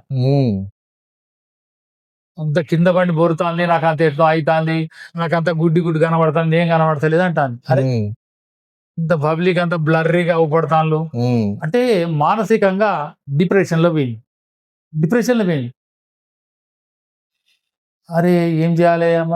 ఇది సీక్రెట్. వాళ్ళ నాన్నకు తెలియదు, వాళ్ళ అమ్మకు తెలుసు. వాళ్ళ అమ్మ వచ్చి నాకు గద పట్టుకుంటే ఎట్లా మంచిగా ఎట్లా ఏం చేస్తుంది, ఏవో గిట్లా అయింది అంటే ఏం గోసరా ఇది, సత్తా బతుకుతా అంటాంది, సచ్చి ఏం సాధిస్తుంది అని చెప్పి ఈ డిప్రెషన్ పోయే గోల్డ్ ఇచ్చినవు. ఇది అర్జెంట్ గా అయిపో అని చెప్పింది. వేసి సాయంత్రం నా దగ్గర పట్టుకురాపో అని చెప్పింది. అది వేయంగానే అతను మైండ్ కంట్రోల్లోకి వచ్చేసింది. ఇక మన లెవెల్కి వచ్చింది. మళ్ళా పట్టుకురా అని చెప్పింది. అప్పటికిప్పటికి ఎట్లా గోలేసుకున్నాం కంటే జర పర్వాలేదు అని వాడు నన్ను మోసం చేసి, వాడు మోసం చేసింది కానీ నీ జీవితమే మంచిగా అయింది. వాడు దొంగను పట్టుకొని ఇప్పుడు ప్రస్తుతానికి పెళ్లి చేసుకున్న తర్వాత అయితే ఇంకా ఘోరం అవుతుంది. అప్పుడు ఆమెకు రెగ్యులర్ గా 7 days డిప్రెషన్ గోల్డ్ ఇచ్చి నార్మల్ స్టేజ్ తెచ్చి ఈమెకు అర్జెంట్ గా పెళ్లి చేయిపో అని చెప్పినాయి. సప్పుడు చేయకపోయింది. ఒక మందుల షాపులు ఉన్న పోరానికి ఇచ్చి పెళ్లి చేసింది. కరీంనగర్కి వెళ్ళిపోయింది. ఇప్పుడు కొడుకు పుట్టిన సెటిల్ అయిపోయింది. ఇట్లా ఎన్నో ఇంకా చెప్పుకుంటా పోతే ఇంకా చాలా ఉన్నాయి. ఇంకొకటి లవ్ కేసు వచ్చింది పొలగానే. ఆ పోరి పాడుగాను ఒక కాలేజీలో పోరని ఏమైనా ప్రేమించిందట. కొన్ని రోజులు ప్రేమించింది. ఇంట్లోకి వెళ్ళి కొంత డబ్బు పట్టుకొని విజయవాడ చెక్కేసింది ఇద్దరు కలిసి. ఇక తండ్రి మంట మీద ఉన్నాడు పాపం. తల్లి ఎడుతాంది, తండ్రి ఉగ్ర రూపం వచ్చే చంపేస్తా దానికి, అది కడతా పొడతాను. వానికి జర ఇమేజ్ డ్యామేజ్ అయింది కదా ఎవరికైనా. సరే ఆయన కొన్ని రోజులకు 6 నెలలు కాగానే వాడు మొత్తం ఉన్న బంగారం గింగారం ఉంచుకొని తాగిలు తిన్నారు, లాడ్జిల పండు తిరిగిండ్లు, కొంచెమైనా పైసలు ఒడిచినాయి, పాన్ లేదు పాట లేదు, ఇక కొట్టుడు పెట్టిన వాడు. పైసలు లేవు, నన్ను ఆగం చేసిన, నువ్వు ఆగమైనావు, పట్టు అంటే వచ్చి ఇప్పుడు ఎట్లా ఏం లేదన్నా ఇక కొట్టాను బాగా, ఎట్లా పడితే అట్లా కొడితే ఇక దెబ్బలు తాకినాయి, ఇవన్నీ ఎర్రబడ్డాయి, గీసుకపోయినాయి, రక్తం బ్లడ్ వచ్చింది. ఆ చిన్నగా సప్పు చేయక వాళ్ళ అమ్మకు ఫోన్ చేస్తే, ఎట్లనే ఇంటికి వస్తే మీ నాయన చంపేస్తాడు, ఇక్కడ మీ ఫాదర్ చంపేస్తాడు, మరి నేను అది ఎటు పెట్టట్లేదు, వాళ్ళ దగ్గర కొట్టి చంపుతాను, ఇంటికి వస్తే వీడు కొట్టి చంపుతాడు, ఎటు పోవాలి చూడు, ఒక ఆడదాని జీవితం నాశనం. ఇదంతా ఏంటి? అట్రాక్షన్, ఒక యుక్త వయసు చేసే అట్రాక్షన్ వల్ల ఈ జీవిత అల్పతనం. అట్రాక్షన్ రాకముందే పెళ్లి చేయాలి. వెనుకటి వాడు 100% కరెక్ట్. అవును, వాళ్ళు ఎందుకు తెలుసా? వాడు 16 ఏళ్ళు కాగానే ఆ పాప పెద్ద మనిషి పైట వేయగానే పెళ్లి సంబంధం చేసేది. వానికి కూడా కొంత మీసం కట్టరంగానే పెళ్లి చేసేది. 18, 16 మధ్యనే పెళ్లి చేసేది. లెంక పెట్టి ఇడిచి పెడితే వాళ్ళిద్దరు కలిసి తిరిగేది, ఎడిపోయినా పనికి పోయినా ఏం చేసుకున్నా వాళ్ళకు ఒక ఆనందం ఉండేది. ప్రేమ అనేది ఎక్కడి నుంచి పుడుతుంది? యవ్వనం నుంచి పుడుతుంది. యవ్వనం ఎప్పుడు వస్తుంది? హార్మోన్స్ రిలీజ్ అయినప్పుడు యవ్వనం వచ్చేది. యవ్వనం కళ్ళు కప్పేస్తుంది, కామం కాటేస్తుంది. ఇదంతా తెలుసుకోవాలి తల్లిదండ్రులు. గారాబం చేసి తిన్నవా పన్నవా, ఇక వాడు పర్సు పైసలు మంచిగా పో ఇది అని గారాబం చేస్తే వాడు వింటాడా? 2 సరుకులు జరుగుతుంది. ఇప్పుడు మీరు ఇంత కష్టపడి వాళ్ళని చదివించింది కదా, వాళ్ళని చదివించేది వాళ్ళని, అంటే వాళ్ళు చదువుకోవడానికి మీరు ఎట్లా మోటివేట్ చేసేది, వాళ్ళు ఎట్లా చదువుకునేది, మీరు అది దాన్ని ఎట్లా జాగ్రత్త, ఎందుకంటే మీరు ఇటు మీ వృత్తిలో బిజీగా ఉంటారు, డాక్టర్గా ఎంతో మంది పేషెంట్స్ వస్తూ ఉంటారు, మీరు చదువంటే ఇంత ప్రాముఖ్యత అని చెప్పేళ్ళు. సో అలాంటప్పుడు వాళ్ళు కరెక్ట్ చదువుతారా లేదా, ఈ మీ వృత్తిని వాళ్ళ చదువులను, ఈ రెండింటిని ఎట్లా బ్యాలెన్స్ చేసేది? ఏం చేసినట్టే కాలేజీ చక్కగా పోతాన్లా, వీళ్ళు ఏమైనా సినిమాలకు పోతాన్లా అని కాలేజీకి పోయి ఎంక్వైరీలు చేసేది. స్కూల్ నుంచి చెప్పండి అంకుల్, అంటే ఇప్పుడు మీరు తెలుగు మీడియం కాకుండా ఇంగ్లీష్ మీడియం జాయిన్ చేసి స్కూల్ నుంచి చెప్పండి. స్కూల్ నుంచి మా సునీలును ఉష కరెక్టే, మా చిన్నోడు స్కూల్ కట్ డెక్కన్లాడు, పురాణంతో కబడ్డీ ఆడు, ఇక ఆటలు పాటలు అంటే ఆయనకు జల్సా విలాసాలు బాగా. మరి స్టడీ ఏడు కావాలి. తర్వాత ఏడుతావురా, నువ్వే ఏడుతావు, నువ్వు నేనే ఏడుతానా, నువ్వు ఏడుతావు, నీ జ్ఞానం వచ్చినాక నేను ఎందుకు చదువుకోలేదు, మా నాన్న నన్ను ఎందుకు చర్య తీసుకోలేదు అనేది ఏడుస్తావు అని చెప్పి నేనేం చేసిన అంటే, ఇక వాడు ఇట్లా ఆట ఆడుతా అంటే చక్కగా తీసుకుపోయి హాస్టల్ వేసింది. హాస్టల్ వేసి ఒక 2-3 ఏళ్ళు కానీ స్టడీ మంచిగా వచ్చింది. ఇక అందులో ఇవన్నీ ఉండే కదా, వచ్చినాక అక్కడి నుంచి అక్కడ ఇక్కడ పిన్నోల బార్ల ఆ స్కూల్ వేసిన, పెద్ద స్కూల్లో, ఆంధ్ర బాలికనా, పిన్నోల బార్లో ఉన్న చూడు దుర్గేశ్వర గుడి సందులో, అది పెద్ద స్కూల్, అది పేరు అత్తలే నోట్లే ఉన్నది, శాంతినికేతన్ వేసిన. అప్పుడు అదే బెస్ట్. అక్కడి నుంచి 10th లో జాయిన్ చేసి అక్కడ కూడా పోతాడా లేదా చూస్తానా, ఎంక్వైరీ చేస్తా, వీడు తప్పించి సినిమాలో పెట్టాడు అయినా అప్పుడప్పుడు జంప్ కొట్టేది. అట్లా ఒక్కొక్కటి ఇప్పుడు మన కడుపులో పుట్టిలో అందరి గుణాలు ఒక్క తీరుండే, వీళ్ళిద్దరు మాత్రం భయం కొద్దీ మంచిగా చదువుకునేది, కోలు పోటీ పడేది. ఏ వానికి ఎక్కువ వచ్చినాయి మార్కులు, నాకు తక్కువ వచ్చినాయి, 2-3 మార్కులన్నీ కొట్టుకునేది, నీకు ఎక్కువ వచ్చింది నాకు. సరే వీళ్ళు ఒక లెవెల్కే ఉన్నారు, వాళ్ళు అందులోనే పోటీ పడని, కానీ వీడు ఎట్లా కావాలి, వీడు మళ్ళీ తప్పి అని చెప్పి మెల్లగా పోయి ఎంక్వైరీ చేస్తా అంటే, మావాడు వచ్చినా లేదా క్లాస్ గా, ఇంటికి వచ్చినాక ఏసుడు ఉండేది, బెల్ట్ అనుకొని కొట్టిన ఒకసారి కొట్టి ఇట్లా ఇన్ని పైసలు పెట్టి ఖర్చు పెట్టి చేస్తా అంటే మీరు చేస్తారా, ఇక కొంత భయానికి అటో ఇటో పోయి. మేమేమిన్నామంటే అంకుల్, మేము అంటే మీ పాలసీ ఒక్కరోజు కూడా స్కూల్ తప్పియద్దు, 100% అటెండెన్స్ ఉండాలి, జ్వరం వచ్చినా కూడా స్కూల్ పంపించేది. అది ఎందుకు అట్లా కఠినమైన నిర్ణయం తీసుకున్నాను అంటే, జ్వరం వస్తే కామన్ గా ఇప్పుడు పేరెంట్స్ చిన్న దగ్గు వస్తేనే ఇంట్లో కూర్చోబెడతారు, అట్లాంటిది మీరు జ్వరం వచ్చినా కూడా ఖచ్చితంగా స్కూల్ వాళ్ళని ఎందుకు? అది ఓన్ ట్రీట్మెంట్. ఇవాళ రాత్రి జ్వరం వచ్చినా తెల్లరో తగ్గాలే వెళ్ళాలి. ఇంట్లో కూర్చుండే కాన్సెప్ట్ లేదట కదా సార్. ఇంట్లో కూర్చున్న పద్ధతి లేదు, బడికి పోవాలి, అక్కడనే చదువుకోవాలి, మళ్ళీ ఇక్కడికి వచ్చినా ఇక్కడ రెస్ట్ తీసుకోవాలి. ఇదే వాళ్ళు బడి ఇల్లు వాళ్ళకి కావాల్సినటువంటి మంచి న్యూట్రిషన్ ఫుడ్ మెయింటైన్ చేసేది, ఉమ్, దానికి ఎక్కువ ఖర్చు పెట్టేది. ఉమ్, మలాయి తెచ్చుడు, ఉమ్, లేకపోతే రోజుకు ఒక అరటిపండు కంపల్సరీ, ఉమ్, పాలు, ఉమ్, ఆ రోజు ఎగ్, బాయిల్డ్ ఎగ్ రోజు ఒకటి, మంచి కోటి లెక్క పెట్టు, ఉమ్, ఇట్లా వాటికి ఎక్కువ ఖర్చు పెట్టు. ఉమ్, పుస్తకాలు, స్టడీస్, ఉమ్. వాళ్ళకు డ్రెస్సులు, వాళ్ళకి కావాల్సినవి, ఇలాంటివి. ఇప్పుడు కామన్ గా మనము ఏమైనా కొనియకపోతే పిల్లలు ఇట్లా ఈ జనరేషన్ ఇట్లా గారాబం చేస్తారు కదా. మరి ఇప్పుడు మీరు సినిమాలకు తీసుకోపోకుండా ఇట్లనే అంటే స్ట్రిక్ట్ గా ఉంటే మీ పిల్లలు ఏమైనా పోయేది అంకుల్, వాళ్ళని మీరు ఎట్లా నచ్చజెప్పేటోళ్ళు? అయితే వాళ్ళకు టీవీ ఉండేది, ఉమ్, టీవీ చూసుకునేది, ఉమ్, టీవీలో సినిమాలు ఇట్లా వచ్చేది. ఉమ్, మళ్ళీ వాళ్ళ టీవీ ఇట్లా సరిపోతే అంటే మంచి కంప్యూటర్ కొనిచ్చిన, ఓకే. ముగ్గురు పొత్తుల. ఉమ్, అప్పుడు కంప్యూటర్లు చాలా మంది తక్కువ, ఉమ్, ఏ ఒకరింట్లోనో ఒకరింట్లో ఉండే. ఉమ్, నేను అప్పుడు పట్టుబట్టి 20,000 పెట్టి తెచ్చి అప్పుడు ఒక మంచి కంప్యూటర్ కొని, ఆ కంప్యూటర్ ఎగవాడి ముగ్గురు చూసుకునేది. ఉమ్. ఒకడు వన్నాక ఒకడు, మా చిన్నోడు తెల్లనాక చూసేది వాడు. వీళ్ళిద్దరు చూస్తే కొట్టుకునేది ఆ, కోరుకోలు. ఆ, వీళ్ళిద్దరు చూసుకొని వీళ్ళు వంటారు కదా, ఇక వాడెక్తాడు డ్యూటీ, ఆ. వాడు రాత్రి 12 దాకా. ఇట్లా ఇక వాళ్ళకి అలానే ఎంటర్టైన్మెంట్. మళ్ళీ పొద్దుగాల బడికి పోవాలి, ఆ, పోతాడా లేదా మళ్ళీ ఎంక్వైరీకి వస్తాడు, వాళ్ళకి ఎరిగి ఎంక్వైరీకి వస్తాడు. ఇప్పుడు నాది జాబ్ కాదు కాబట్టి ఆ, నేను అటు బజారు పోయినప్పుడు మెడిసిన్ తీసుకునేది. ఉమ్, మెడిసిన్ తీసుకున్నప్పుడు బడి దగ్గర కదా, అవును. పోయి టీచర్లను కానీ ఇలా మా అబ్బాయి వచ్చింది సార్ వచ్చింది, ఓకే ఓకే, ఇట్లా నేను పోయేది వాళ్ళని తెలియదు. పోలేదు అన్నప్పుడే, అక్కడ రాలేదు అన్నప్పుడే ఇక్కడ ఎంక్వైరీ.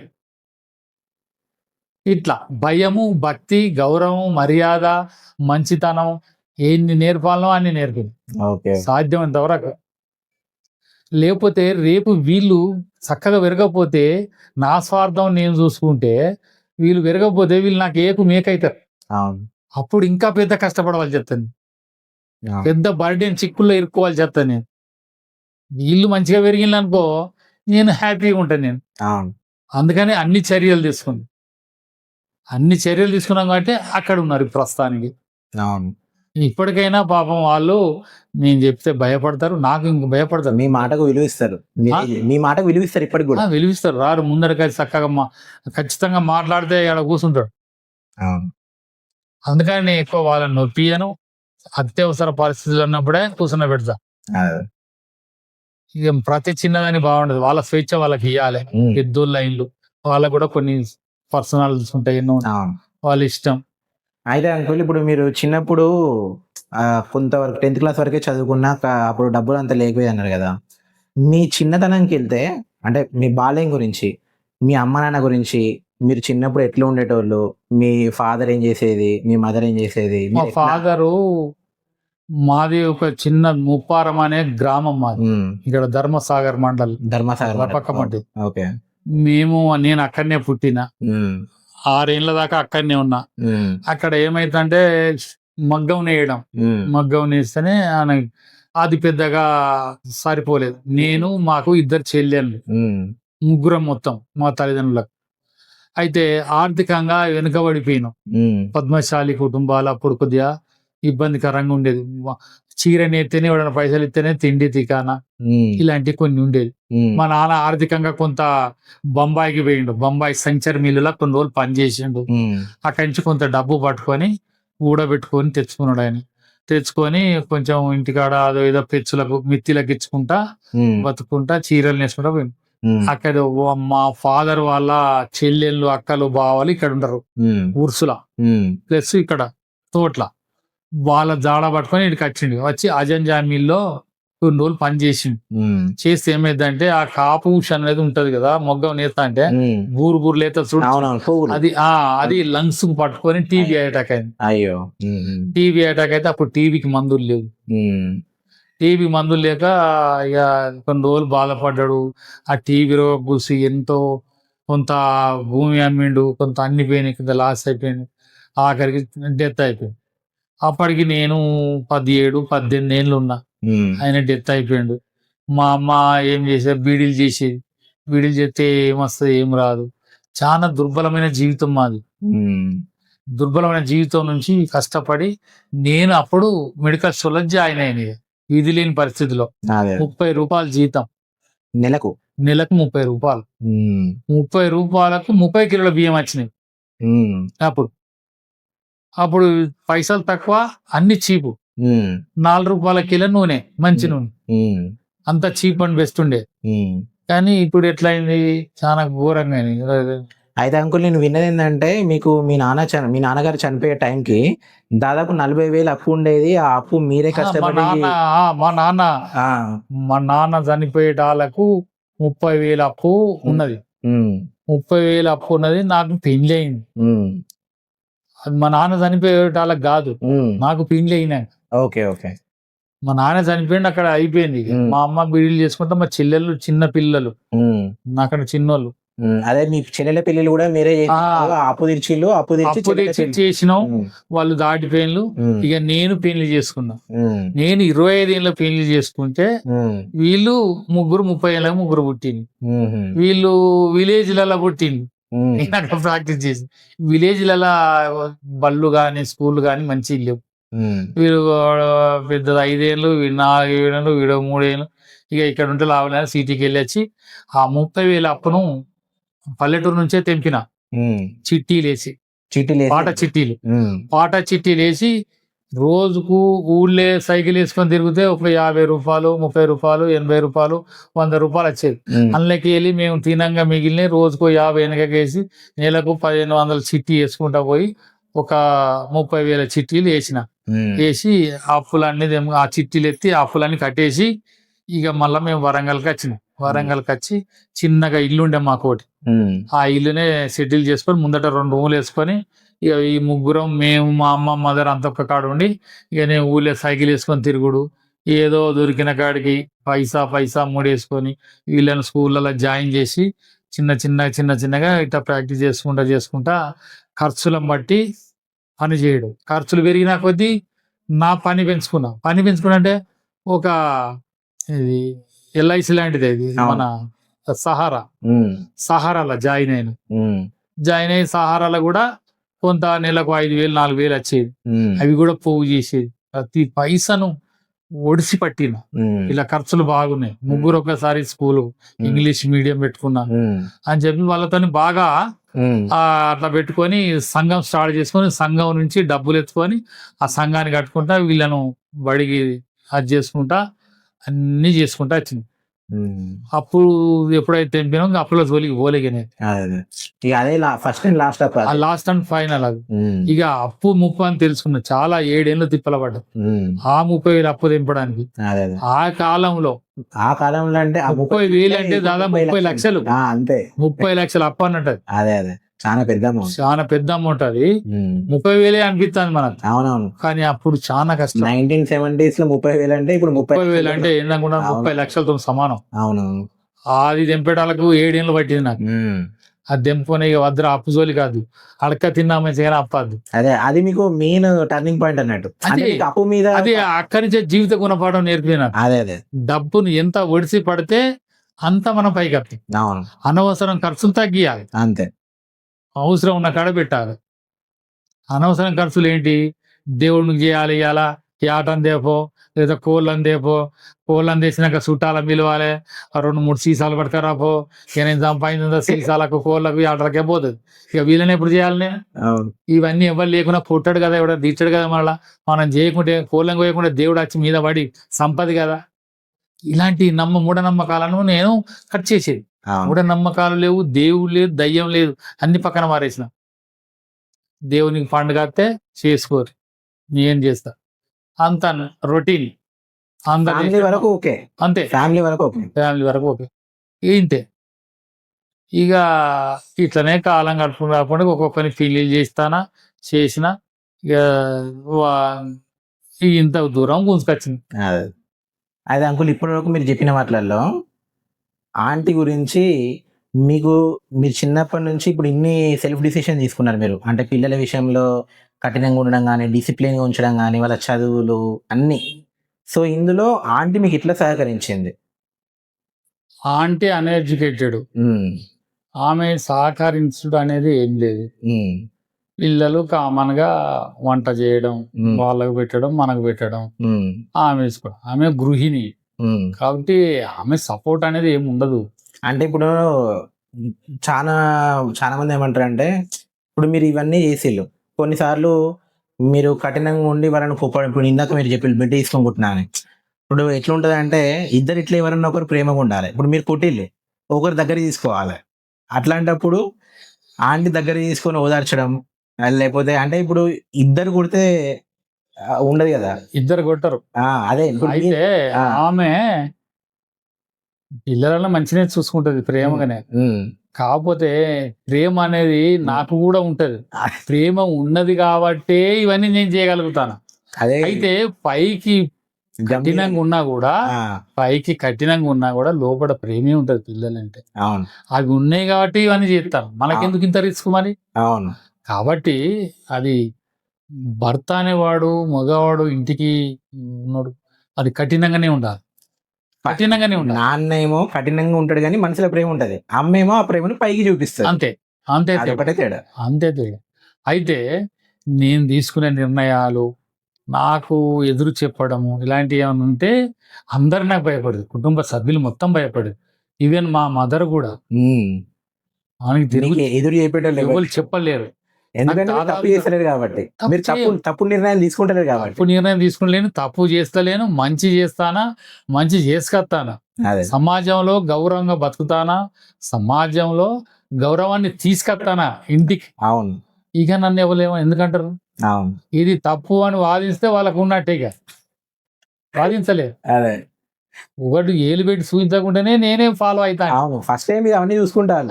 ఇక వాళ్ళు నాకు భయపడతారు. అవును, ఎప్పుడైనా మంచిగా ఉన్నవానికి ఎప్పుడైనా భయపడతారు. అవును, ఇప్పుడు అదృష్టవంతుని ఎవడు ఖరాబ్ చేయలేడు, దురదృష్టవంతుని ఎవడు బాగు చేయలేడు. మనము ఒక పని చేసుకుంటాం, కృషితో నాస్తి దుర్భిక్షం. అంతే, ఇదే నా పాలసీ. అయితే అంకుల్ మీరు అంటారు కదా, ఇప్పుడు ఇప్పటి జనరేషన్ అంతా కరెక్ట్ లేదు, మాలాగా లేరు, అంతా ఇప్పుడు అంత పొల్యూటెడ్ అయిపోయింది, అంత డబ్బు వెనుక పరిగెడతారు. ఇప్పుడు మీరు ఇప్పుడు ఈ టైంలో మీరు ఫాలో అయ్యేది ఏంటి? మంచిగా ప్రశాంతంగా బతకాలి, మంచి ఆరోగ్యం కావాలి, ఏ చిక్కులు లేకుండా ఉండాలి అనేది ఉంది. ఇప్పటి జనరేషన్కి అలా ఫాలో అవ్వడానికి మీరు ఇచ్చే టిప్స్ ఏంటంటే, అంటే అట్లా బతకాలంటే? ఇప్పుడున్న పరిస్థితులలో ప్రతి ఒక్కటి పొల్యూటే. అంత కల్తీ తిండి, పొల్యూషన్, ఆక్సిజన్ లేదు, ఎక్సర్సైజ్ లేదు, బిజీ జీవితం, మానసికంగా శారీరకంగా ఎవడు కూడా చక్కగా లేడు. ఈవెన్ డాక్టర్ కూడా లేడు. అట్లా తయారైంది జనరేషన్. కాలం అట్లా మార్పిడి చెందింది. మంచితనం, మానవత్వం, మర్యాద, చిన్న పెద్ద ఏం లేకుండా సర్వనాశనం అయిపోయింది. మర్యాదలు, మంచితనాలు, సంస్కారాలు ఎవరికి లేవు. ఇప్పుడు చదువుకున్నాం, ఏమున్నా వెనకటవానికి వానికి కొంత తెలుసు మర్యాద అంటే. ఇప్పుడు తెలియదు. చదువు ఎక్కువైతుంది వానికి, చదువు ఎక్కువైంది, అహంకారం ఎక్కువైంది. ఇప్పుడు డబ్బు, ఫోన్లు, స్టడీ, జాబులు ఇవన్నీ పెరిగిపోయినాయి. ఇంకెదుటి మనిషికి వాడు విలువ ఎందుకు ఇస్తాడు? వాడు ఎంత మంచోడైనా వానికి విలువడు. డబ్బు ఉన్నోనికే ఇస్తాడు. డబ్బు అందరికి ఉండదు కదా. డబ్బు అందదు. అందుకనే మొత్తం బర్బాద్ వచ్చేసింది. మంచిగా లేదు జనరేషన్. ఒక మాలాంటి మంచిగా లేదు. మీకు ఇప్పుడున్న యువతకు నేనున్నది ఒకటే కాన్సెప్ట్. నేను ఒక డాక్టర్ కాబట్టి ఒకటే చెప్తాను. నేను మొత్తం మనిషి అనేవాడు భూమి మీద వాడు బతికి బట్ట కట్టినోడు గ్రేట్ పర్సన్, కోటీశ్వరుడు కాదు వాడు, కోటాను కోట్లు ఉన్నాడు. ఇక నీకు డబ్బు వెంబడి మానసికంగా శారీరకంగా దెబ్బతిన్న వాళ్ళు చాలా మంది ఉన్నారు. కోటీశ్వరులు ఉన్నారు. ఓనికి గ్యాసు, ఓనికి అర్చమూలలు, ఓనికి కొలెస్ట్రాల్, ఓని బీపీ, షుగరు, థైరాయిడ్, బొక్కల అరుగుడు, ఎన్ని రోగాలు ఎరికైనా మనకి. ఈ రోగాలతో బాధపడకుండా ఈ డబ్బు సంపాదించి వాడు తింటాడా? మరి వానికి ఎక్కడున్నది? సంతోషంగా లేని డబ్బు ఎందుకు మనకు? ఆరోగ్యమే మహాభాగ్యం. నేను జనరేషన్కి ఇచ్చేది ఆరోగ్యమే. ఆరోగ్యంగా బతికి బట్ట కట్టినోడు కోటీశ్వరుడు వాడు నా దృష్టిలో. ఏ జబ్బు లేకుండా ప్రశాంతంగా ఉన్నదాన్ని తృప్తి చెంది ప్రశాంతంగా బతికినాడు గొప్పవాడు. ఈ కాలంలో రోగం వస్తే అది ఎప్పుడు సంపకపోతుందో తెలియదు. వీని డబ్బు ఏం చేసుకుంటాడు వాడు? అవును. డబ్బు డబ్బు డబ్బు అని డబ్బు వెంబడి పడతాడు. వీడు జీవించేది ఎంతకాలం? లైఫ్ స్పాన్ పెంచుకోవాలి, దాంతోపాటు డబ్బు పెంచుకో. నీకు లైఫ్ స్పాన్ తగ్గించుకుంటాను, డబ్బు పెంచుకుంటాను, ఏం లాభం? పోతానే ఉంటుంది. ఇది ఎవరు తినాలి? ఎన్ని అబద్ధాలు, ఎన్ని మోసాలు చేస్తే రావాలి ఆ డబ్బు నీకు? అవును, కష్టపడితే రాదు. అవును. నిజాయితీగా సంపాదించే డబ్బు రాదు. వాడినో వీడినో ముంచాలే, ఎగ్గొట్టాలే, లంచాలు ఇలాంటివి చేస్తేనే వస్తాయి ఆ డబ్బు. మరి ఆ డబ్బు సంపాదించి ఏం చేస్తావు? మందు తాగుతావు, శరీరం ఖరాబ్ అయింది, రోగం వస్తుంది, షుగర్ వస్తుంది, బీపీ వస్తుంది, థైరాయిడ్ వస్తుంది, లివర్ ప్రాబ్లం వస్తుంది, కిడ్నీలు ఖరాబ్ అవుతాయి, గంగల కలిసి ఆ హాస్పిటల్ పడి సత్తాడు. మధ్యాంతరాన్నే పోతాను చాలా మంది, గుండెపోట్లు ఇవన్నీ వచ్చి. 50 ఏళ్ళు దాడతలేడు నాకు తెలిసేవాడు. అవును, ఈ 50 ఏళ్ళ దానికి డబ్బు డబ్బు ఎందుకు? 20-30 ఏళ్ళు చదువుతా అంటివి, 30-35 ఏళ్ళకి పెళ్లి చేసుకుంటివి, 40 ఏళ్ళకు పటాను కడతాంటివి, బోర్డు పడితేనే ఉండే అక్కడ నీ పోస్టర్. ఎవరిని ఉద్ధరించినావు నువ్వు? నీ కన్న తల్లిదండ్రులను ఉద్ధరించకపోతే, కట్టుకున్న పెళ్ళాన్ని ఉద్ధరించకపోతే, నీకు పుట్టిన పిల్లలు రోడ్లెక్కిరి, ఏం సాధించినావు నువ్వు? డబ్బు డబ్బు డబ్బు అని దురలవాట్లకు మోపైనవు, డబ్బు వెంబడి పడి. రాని సార్. ఇవన్నీ కూడా యువతకు తెలుసుకోవాలి.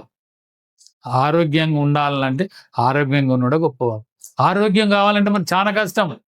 పొద్దుగా లేవాలి, నీళ్ళు తాగాలి, వాకింగ్ పోవాలి, మంచి తినవలసిన తిండి తినాలి, తినకూడదు బంద్ చేయాలి, మంచి నీళ్ళు తాగాలి, చక్కటి నిద్ర పోవాలి, ఉన్న దానిలో తృప్తి పడాలి, ప్రశాంతంగా ఉండాలి. అప్పుడు వానికి లైఫ్ స్పాన్ పెరుగుతుంది. అప్పుడు నువ్వు నిన్ను కట్టుకున్న భార్యను, నీ కన్న తల్లిని, నీ పిల్లలను అప్పుడు నువ్వు ఉద్ధరించినట్టు. కొన్ని టిప్స్ చెప్పండి అంకుల్ మాకు. చెప్పండి. ఎట్లా అంటే ఎట్లుంటే లైఫ్ స్పాన్ పెరుగుతుంది? ఇప్పుడు మీరు అందరూ పొద్దున్న లేచి వాకింగ్, ఎట్లాంటి తిండి తినాలి, ఎట్లాంటి తిండి తినద్దు? ఇప్పుడు మనకు కరోనా వచ్చింది అనుకో, కరోనా వచ్చినప్పటి నుంచి చాలా చేంజ్ అయిపోయింది లైఫ్. అంతకుముందు కరోనా ముందుకు లాగుండే, కరోనా తర్వాత ఇప్పుడు కరోనా ఎవరి పడితే వాళ్ళకి హార్ట్ అటాక్ వస్తుంది. 26 ఏళ్ళ పిల్లగానికి వస్తుంది, 30 ఏళ్ళకి వస్తుంది. మొన్ననైతే ఎక్కడో 14 ఏళ్ళ కుర్రోడు చచ్చిపోయింది హార్ట్ అటాక్ తోటి. అరే చిన్న పిల్లాడు హార్ట్ అటాక్ తో చచ్చిండి ఇవాళ. నిన్న 6 ఏళ్ళ పోరాడు ఒడిల్నే పన్నడట చచ్చిపోయింది. పేపర్ పడ్డ చదువు అదే ఈనాలు ఒళ్ళే పండుకున్నట హార్ట్ అటాక్ వచ్చింది. అదే ఎందుకు ఇట్లా తయారైతారు జనాలు? ఎందుకు అంటే మనం తినే ప్రతి తిండి కల్తీ, నూనె కల్తీ. అన్నం తింటాం మనం, అన్నంలో ఏమున్నది? ఏం లేదు, షుగర్. షుగర్ తప్ప ఏం లేదు. ఆ షుగర్ ఏమవుతుంది? ఎక్కువ తింటే కొలెస్ట్రాల్ ఫామ్ అవుతుంది. కొలెస్ట్రాల్ ఫామ్ ఏమవుతుంది? అది ఆ కొలెస్ట్రాల్ గుండె వాల్స్లలో తడుతుంది, తట్టి బ్లడ్ సర్క్యులేట్ కాక, పంపింగ్ కాక హార్ట్ అటాక్ వచ్చేస్తుంది.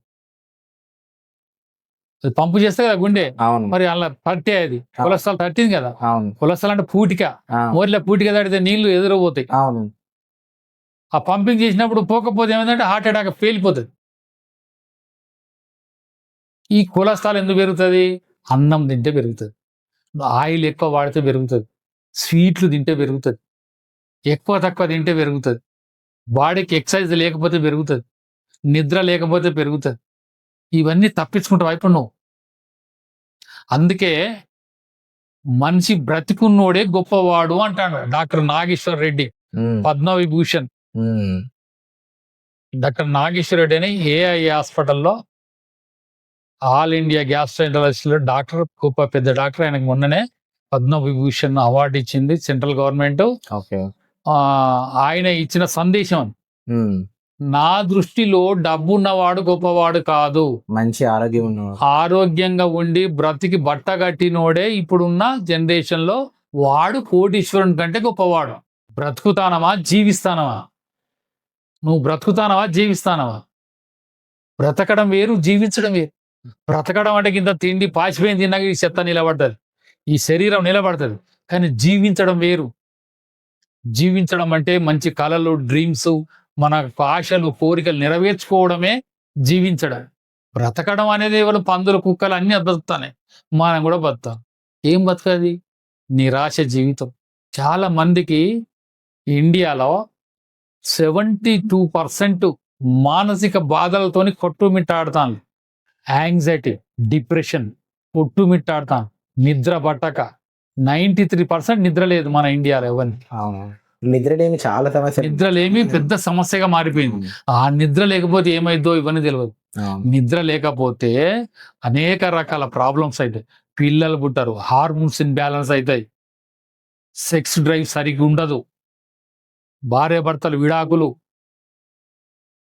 అక్రమ సంబంధాలు, ఇక నిద్ర లేకపోతే థైరాయిడ్ వస్తుంది, షుగర్ వస్తుంది, బీపీ వస్తుంది, ఇన్ని రకాలకు దారితీస్తుంది ఒక నిద్ర. అవును. చాలా మందికి నిద్ర వాల్యూ తెలియదు. తిండి కంటే నిద్రనే ఇంపార్టెంట్ అంకుల్. నిద్ర ఇంపార్టెంట్.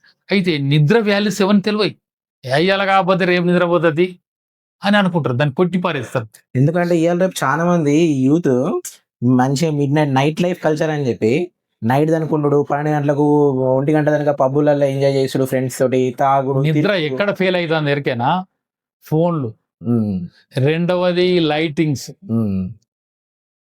ఈ లైట్స్ పనిచేయి, వెనకటి ఎర్ర లైట్ చూడు, అది బెస్ట్. ఈ లైటింగ్స్ బ్లూ లైట్ కళ్ళకి వెళ్ళి పడిపోతుంది, అక్కడి నుంచి బ్రెయిన్కి ఎక్కుతుంది. బ్రెయిన్కి ఎక్కి మెల్టోనిన్ అనే హార్మోను రాదు, రిలీజ్ కాదు. అది రిలీజ్ అయితేనే మనకు నిద్ర వస్తుంది.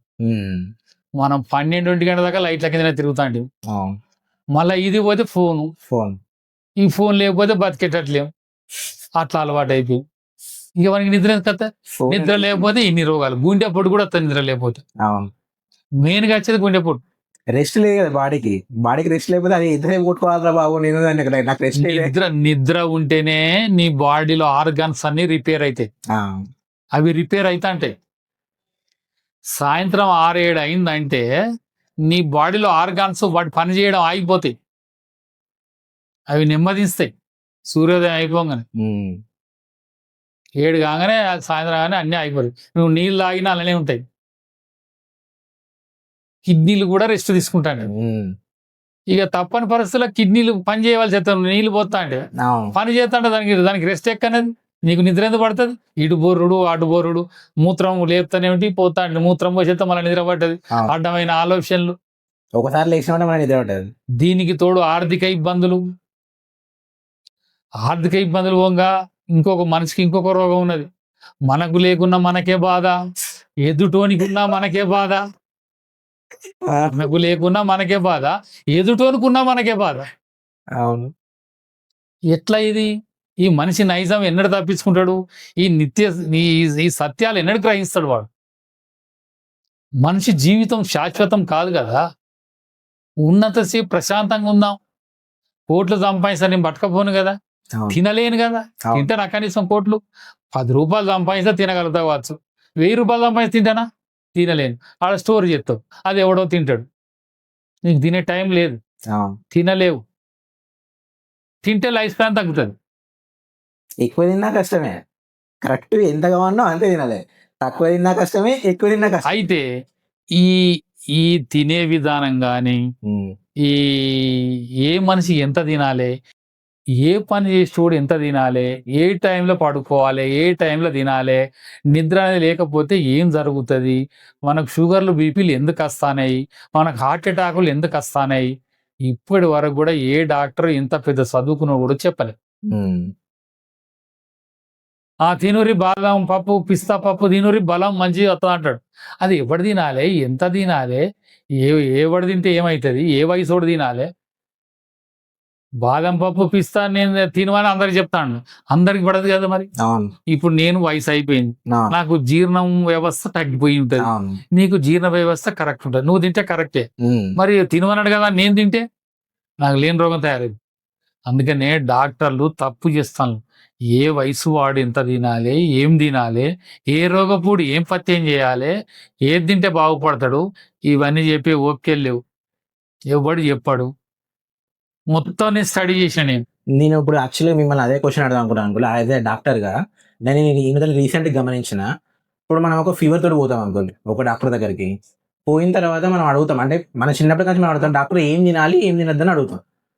ఇప్పుడు డాక్టర్లు చాలా మంది నా తెలిసిన వాళ్ళు, అంటే నేను పోయిన నాకు ఎక్స్పీరియన్స్ తోటి, ఏమన్నా తినిపో, ఏమన్నా తిను, ఇట్లనే ఆన్సర్ ఇస్తాను. కానీ దానికి జ్వరం వచ్చి ఎందుకు చెప్పాలి? నాదే పని తెలియదు, వాడు అన్ని చదివిండు కానీ ఇది చదవాలి. అదే కదా. అని ఇప్పుడు మనకు చిన్నప్పుడు, అంటే మా చిన్నప్పుడు ఖచ్చితంగా చెప్పేది, ఈ పలానా తిను, లేకపోతే ఓన్లీ. అసలు వెనకటి రోజులలో వైద్యం చేస్తే మన చెట్ల పసరు ఆకులతోటే తక్కువ చేసింది. నిజంగా వాస్తవానికి చెప్పాలంటే అప్పుడు ఒకప్పుడు జ్వరం వచ్చింది వెనకటి రోజులలో, 1960 70 ఉమ్, మధ్యన.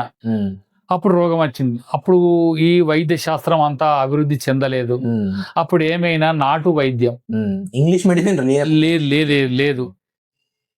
అప్పుడు ఏం చేసేదంటే వాళ్ళు ఇట్లా బట్టి నాడి బట్టి చూసి టెంపరేచర్ ఉన్నది, టెంపరేచర్ దిగాలంటే వీనికి ఎండ పెడితే తక్కువ అవుతుంది.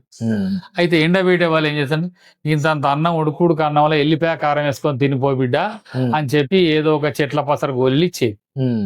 ఆ గోళీలు వేసుకుంటే నాకు జ్వరం తక్కువ అవుతుంది కదా అని 100% నమ్మకం ఉండేది. ఆ గోళీలు వేసుకొని ఆ ఎల్లిపాయతో తింటే, ఎల్లిపాయ అంటే మంచి ఇమ్యూనిటీ పవర్ అన్నట్టు, మంచి ఇమ్యూనిటీ. అయితే వాళ్ళు అప్పుడు తినే తిండి ఏది తిన్నా ఇమ్యూనిటీ పవర్, కల్తీ లేని ఫుడ్, కల్తీ లేని నీళ్లు, అన్ని కల్తీ లేని. అప్పుడు ఆక్సిజన్ కూడా 100% ఉన్నది, ప్యూర్ ఉండేది. ఆక్సిజన్ తోటి బతికేది నువ్వు. మంచి గాయలేదు ఇప్పుడు, ఆక్సిజన్ తోటే నువ్వు బతికేది. 3 రోజులు తిండి తినకుండా నీకేం కాదు, ఆక్సిజనే నేను బతికిస్తుంది. ఈ లోపల నీ బాడీలో ఇమ్యూనిటీ రికవర్ అయిపోయి ఆ జ్వరం పోతుంది. వాడు ఇచ్చిన గోలికి కాదు, వీడిచ్చిన పసరకు కాదు. అంటే బాడీ రిపేర్ చేసుకుంటది. మన శరీర ధర్మం ఏంటంటే ఏదైనా రిపేర్ చేసుకునే శక్తి దానికి ఉన్నది, ఇమ్యూనిటీ పవర్. ఇప్పుడు అడ్డమైన తాగుడు, తినుడు, బీర్లు, బిర్యానీలు, ఈ అడ్డమైన తిండి, కల్తీ పాలు, కల్తీ ఛాయ, కల్తీ ఏది కనబడుతుంది కడుపులో పారేస్తాడు. దానివల్ల కల్తీ అయిపోయింది మనిషి, విషం తయారైంది మనిషి, శరీరమే విషం. ఇక రిపేర్ కాదు. టైంకు నిద్రపోడు, ఇంటికి అత్తెలొల్లి, బయటికి పోతేలొల్లి, అప్పులు చేస్తాడు. మనం తినే ఫుడ్ ని బట్టి కూడా మన మైండ్ మారుతాడేమో, నిజమేనా? అంటే ఆలోచనలు కరెక్ట్. ఫుడ్ను బట్టి కూడా మన ఆలోచన విధానం మారుతుంది. మంచి ఫుడ్ తింటే మంచి ఆలోచనలు వస్తాయి, సాత్వికంగా ఉంటాయి. అయితే ఏ ఫుడ్ తింటే మన బ్రెయిన్ చక్కగా పనిచేస్తుంది, ఏ ఫుడ్ తింటే మన బ్రెయిన్ ఖరాబ్ అవుతుంది, 2 ఫుడ్తోనే ఉన్నాయి. మన బ్రెయిన్ కును గట్టుకు చాలా దగ్గర సంబంధం. గట్టు హెల్త్ ఈజ్ సెకండ్ బ్రెయిన్. ఇది second brain, first brain second brain. మన గట్టు హెల్త్ లో ప్రోబయోటిక్స్, ఫ్రీబయోటిక్స్ అని ఉంటాయి. ప్రోబయోటిక్స్, మైక్రోబియా, అవి ఉంటేనే మనకు గట్టు హెల్త్ మంచిగా ఉంటుంది. గట్టులో స్మాల్ ఇంటెస్టైన్ లో నీకు సెరోటోనిన్ అనే ఒక హార్మోన్ తయారవుతుంది. అది చక్కగా బ్లడ్లోకి వెళ్ళి రిలీజ్ చేస్తుంది. ఇక్కడ మంచుకుంటే చేయగానే బ్రెయిన్కి వెళ్తుంది. అది బ్రెయిన్కి వెళ్ళి ఏం చేస్తుంది, హ్యాపీ హార్మోన్స్ రిలీజ్ చేస్తుంది. ఓకే, హ్యాపీ హార్మోన్స్ వచ్చేస్తుంది. హ్యాపీగా అనిపిస్తాడు, సంతోషం అనిపిస్తాడు. అంటే నువ్వు మంచి ఫుడ్ తిన్నావు కాబట్టి నీకు ప్రోబయోటిక్ సప్లై అయ్యి మైక్రోబయో తోటి అది బ్రెయిన్ బ్లడ్లోకి వెళ్ళి హ్యాపీ హార్మోన్ రిలీజ్ చేయడం వల్ల నువ్వు సంతోషంగా ఉండగలిగినావు. అవును. అదే ఇంత మందు తాగి బిర్యానీ అయ్యి మైండ్ ఖరాబ్ అయిపోద్ది, మూడ్ చేంజ్ అయిపోద్ది.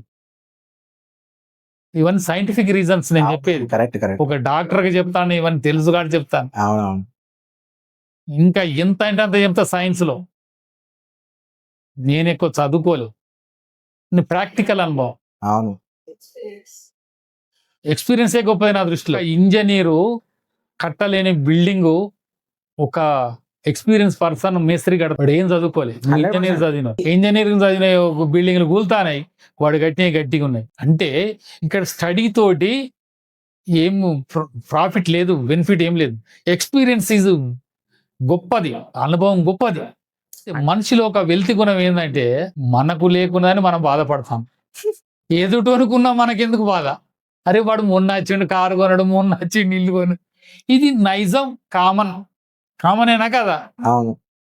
అట్లా మనిషి పోటీ ప్రపంచంలోకి దిగి పోటీ పడతాడు, పోటీ పడలేకపోతాడు, సతమతం అయిపోతాడు, ఆశల ఆరాటంలో జీవిత పోరాటం చేస్తాడు. మనిషి ఆశల ఆరాటంతో జీవిత పోరాటం చేస్తాడు, తృప్తి లేని జీవితం అని అందుకే చెప్తాను నేను. నీకు ఎన్ని కోట్లున్నా ఇంకా పోరాడుతూనే ఉంటావు. వద్దురా భగవంతుడా ఇక చాలు, నాకు నేను ప్రశాంతంగా ఉంటా, నేను ఎట్లా జీవించాలి, ఎట్లా బ్రతకాలి. ఇండియన్ ఫుడ్ కౌన్సిలింగ్ అని ఢిల్లీలో ఉన్నది. ఎప్పటికప్పుడు ఫుడ్ సౌత్ ఇండియన్ ఏం తినాలి, నార్త్ ఇండియన్ ఏం తినాలి, ఇలాంటి కొన్ని చెప్పిండ్రు. మనం యాక్చువల్గా ప్లేస్ ని బట్టి కూడా ఫుడ్ మారుతా ఉంటది. అంటే ఈ ప్లేస్ లో ఉన్న వాళ్ళు ఈ ఫుడ్ తినాలి, ఈ ప్లేస్ లో ఈ ఫుడ్ తినాలి. అయితే మారుతున్న కాలానికి ఫుడ్ ఎట్లా తినాలి, మన గట్ ఎట్లా ఉండాలి, మన బ్రెయిన్ ఎట్లుండాలి, ఆ 2 మంచిగా ఉన్నప్పుడే మనం ప్రశాంతతనం ఆటోమేటిక్గా అది వచ్చేస్తుంది ఇక ఉమ్, ఇక చాలా నేను ఇలా సంతోషంగా ఉన్నారా అనిపిస్తుంది. 10 రూపాయలు సంపాదించిన సంతోషంగా ఉండగలుగుతాం. ఆ, నీ బ్రెయిన్ కనుక చక్కగా లేకపోతే మూడ్ చేంజ్. మన బ్రెయిన్ లో ఒక 4 రకాల హ్యాపీ హార్మోన్స్ ఉంటాయి. ఉమ్, దాన్ని డోస్ అంటారు, డిఓఎస్సి, ఉమ్, డోస్. ఉమ్, డోస్ అనే హ్యాపీ హార్మోన్స్. డి అంటే డొపామిన్, ఉమ్, ఓ అంటే ఆక్సిటోసిన్, ఎస్ అంటే సెరిటోనైన్, ఉమ్, ఈ అంటే ఎండార్ఫిన్. ఉమ్, ఎండార్ఫిన్ ఎప్పుడు వస్తుంది? Happy hormone. ఆక్సిటోసిన్ ఎప్పుడు వస్తుంది? చిన్న పిల్లల్ని ఎత్తుకొని ముద్దాడినప్పుడు, మనం ఎవరికైనా దానం చేసినప్పుడు ఒక వచ్చే సంతోషమే అది హ్యాపీ హార్మోన్. అది ఆక్సిటోసిన్ నుంచి వస్తుంది. డోపామైన్ అనేది చాలా సంతోషం. ఇక భార్య భర్తలు కలిసి ఉన్నప్పుడు అని వచ్చేది ఎండార్ఫిన్. ఇలాంటి 4 రకాల హ్యాపీ హార్మోన్స్ ఉంటాయి. ఆ హ్యాపీ హార్మోన్స్ ఎట్లా రిలీజ్ అవుతాయి అంటే మన గట్ హెల్త్ మంచిగా ఉండాలి. గట్ హెల్త్ మంచిగా ఉండాలంటే ఏం చేయాలి? ఇట్లా రావాలి. ఉమ్, ఇవన్నీ పాటించాలి అనుకుంటే కొద్దిగా ఇబ్బందికర పరిస్థితి ఏర్పడుతుంది. పాటించచ్చు, ఏదో బ్రహ్మ విద్య కాదు అది. అలవాటు పడితే అన్ని చేయొచ్చు. ఫస్ట్ కొంచెం కష్టం అనిపిస్తుంది, తర్వాత అలవాటు. అది గింతే అనిపిస్తుంది. ఇప్పుడు నేనున్న ఉదాహరణ, ఉమ్, నేనేం చేస్తా, ఎర్లీకి 4-5 గంటల ప్రాంతాలను లేస్తా. ఉమ్, ఒకటే టైంకు పడుకుంటా, ఉమ్, ఒకటే టైంకు లేస్తా. అది సిస్టమ్. అది బయలాజికల్ క్లాక్. మనకు రితం ఉంటుంది ఇందులో. మనకు ఒక గడియారం తిరుగుతూ ఉంటది.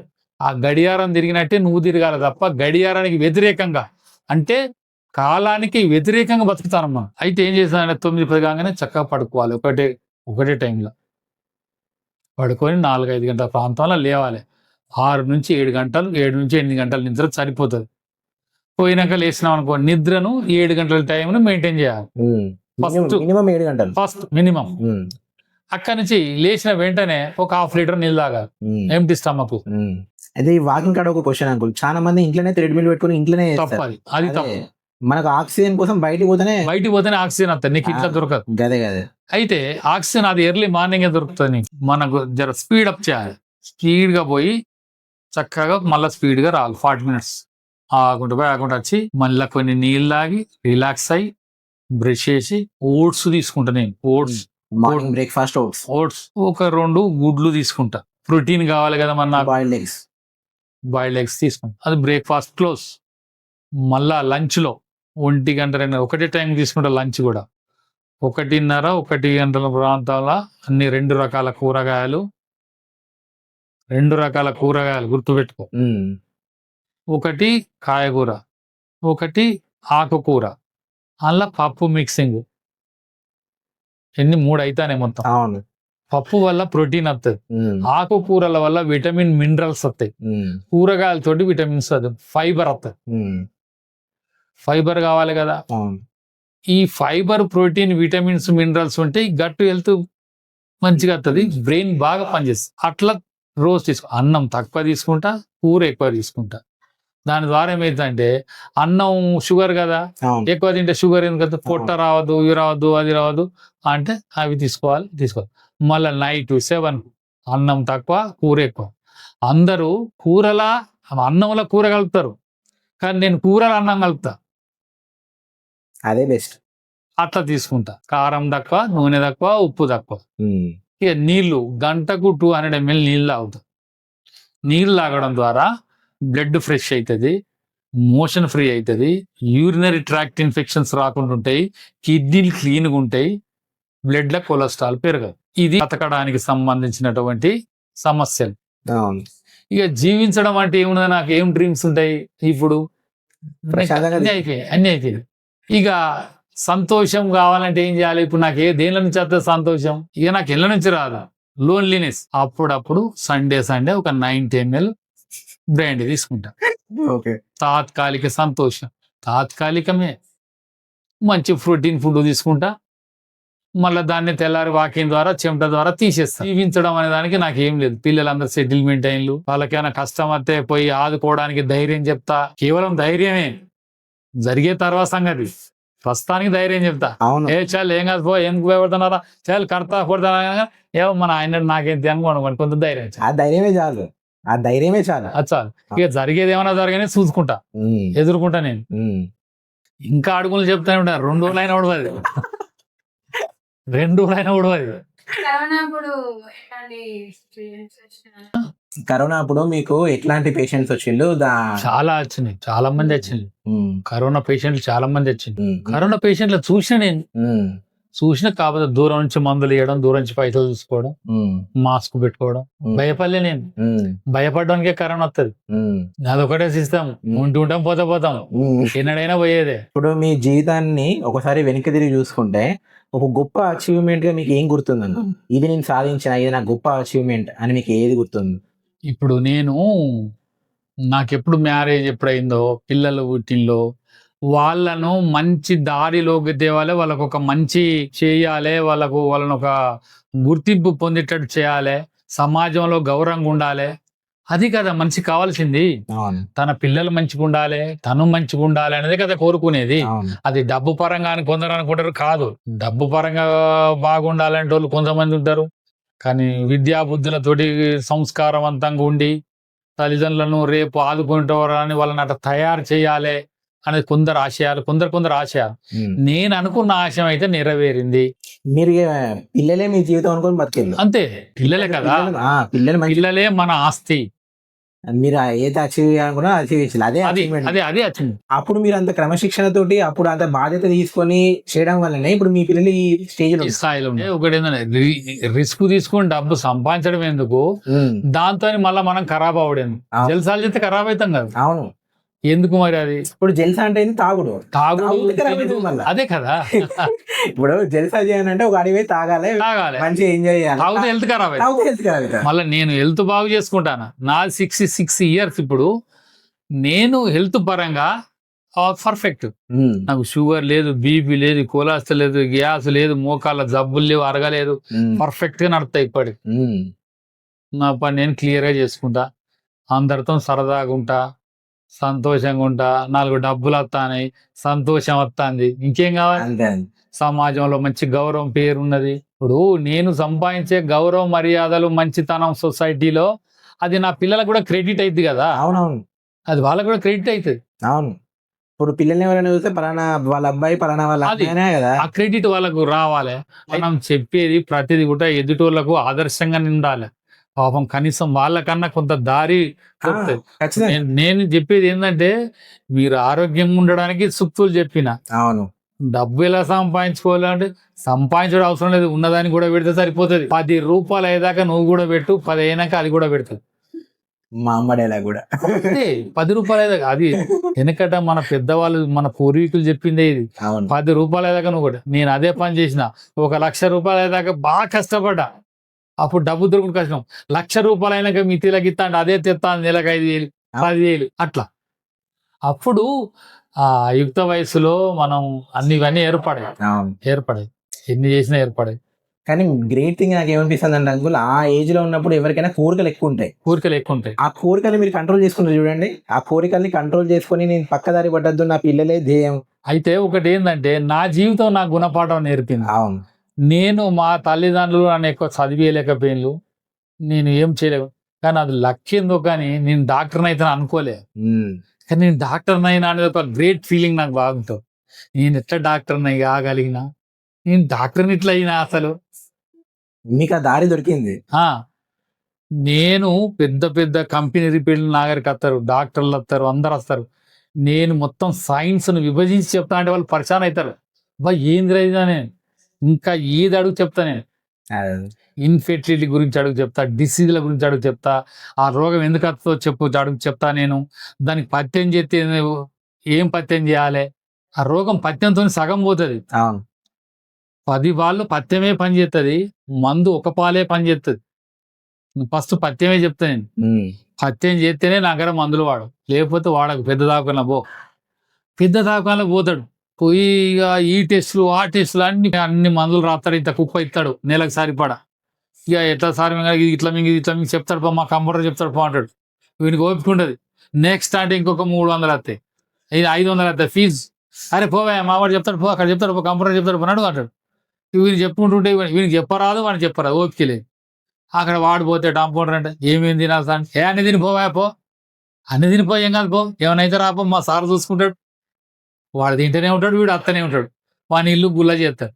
అందుకని తిరిగి తిరిగి వచ్చిన పేషెంట్ని ఫస్ట్ కౌన్సిలింగ్ చేసి ఏం పని చేస్తావు, ఏమేం చేస్తావు, నీ తిండి ఆహారం ఎట్లా, నువ్వు ఏం పని చేస్తావు, ఎప్పుడు నిద్రపోతావు, ఇవన్నీ అన్ని అడిగినాక వీనికి ఎక్కడ పోతుంది అసలు రోగం అంటే వీడు ఫలాని కాడ పోతాను వీడు అంటే వీడు మందులు కరెక్టే వాడిండు, డాక్టర్ కరెక్టే రాసిండు చిట్టా, కానీ వీడు వాడే తప్పు చెప్పి మొదలు కౌన్సిలింగ్ ఇచ్చి ఈ పత్యం చేస్తేనే నా దగ్గర వాడు, లేకపోతే నేను నీ రోగం తక్కువ.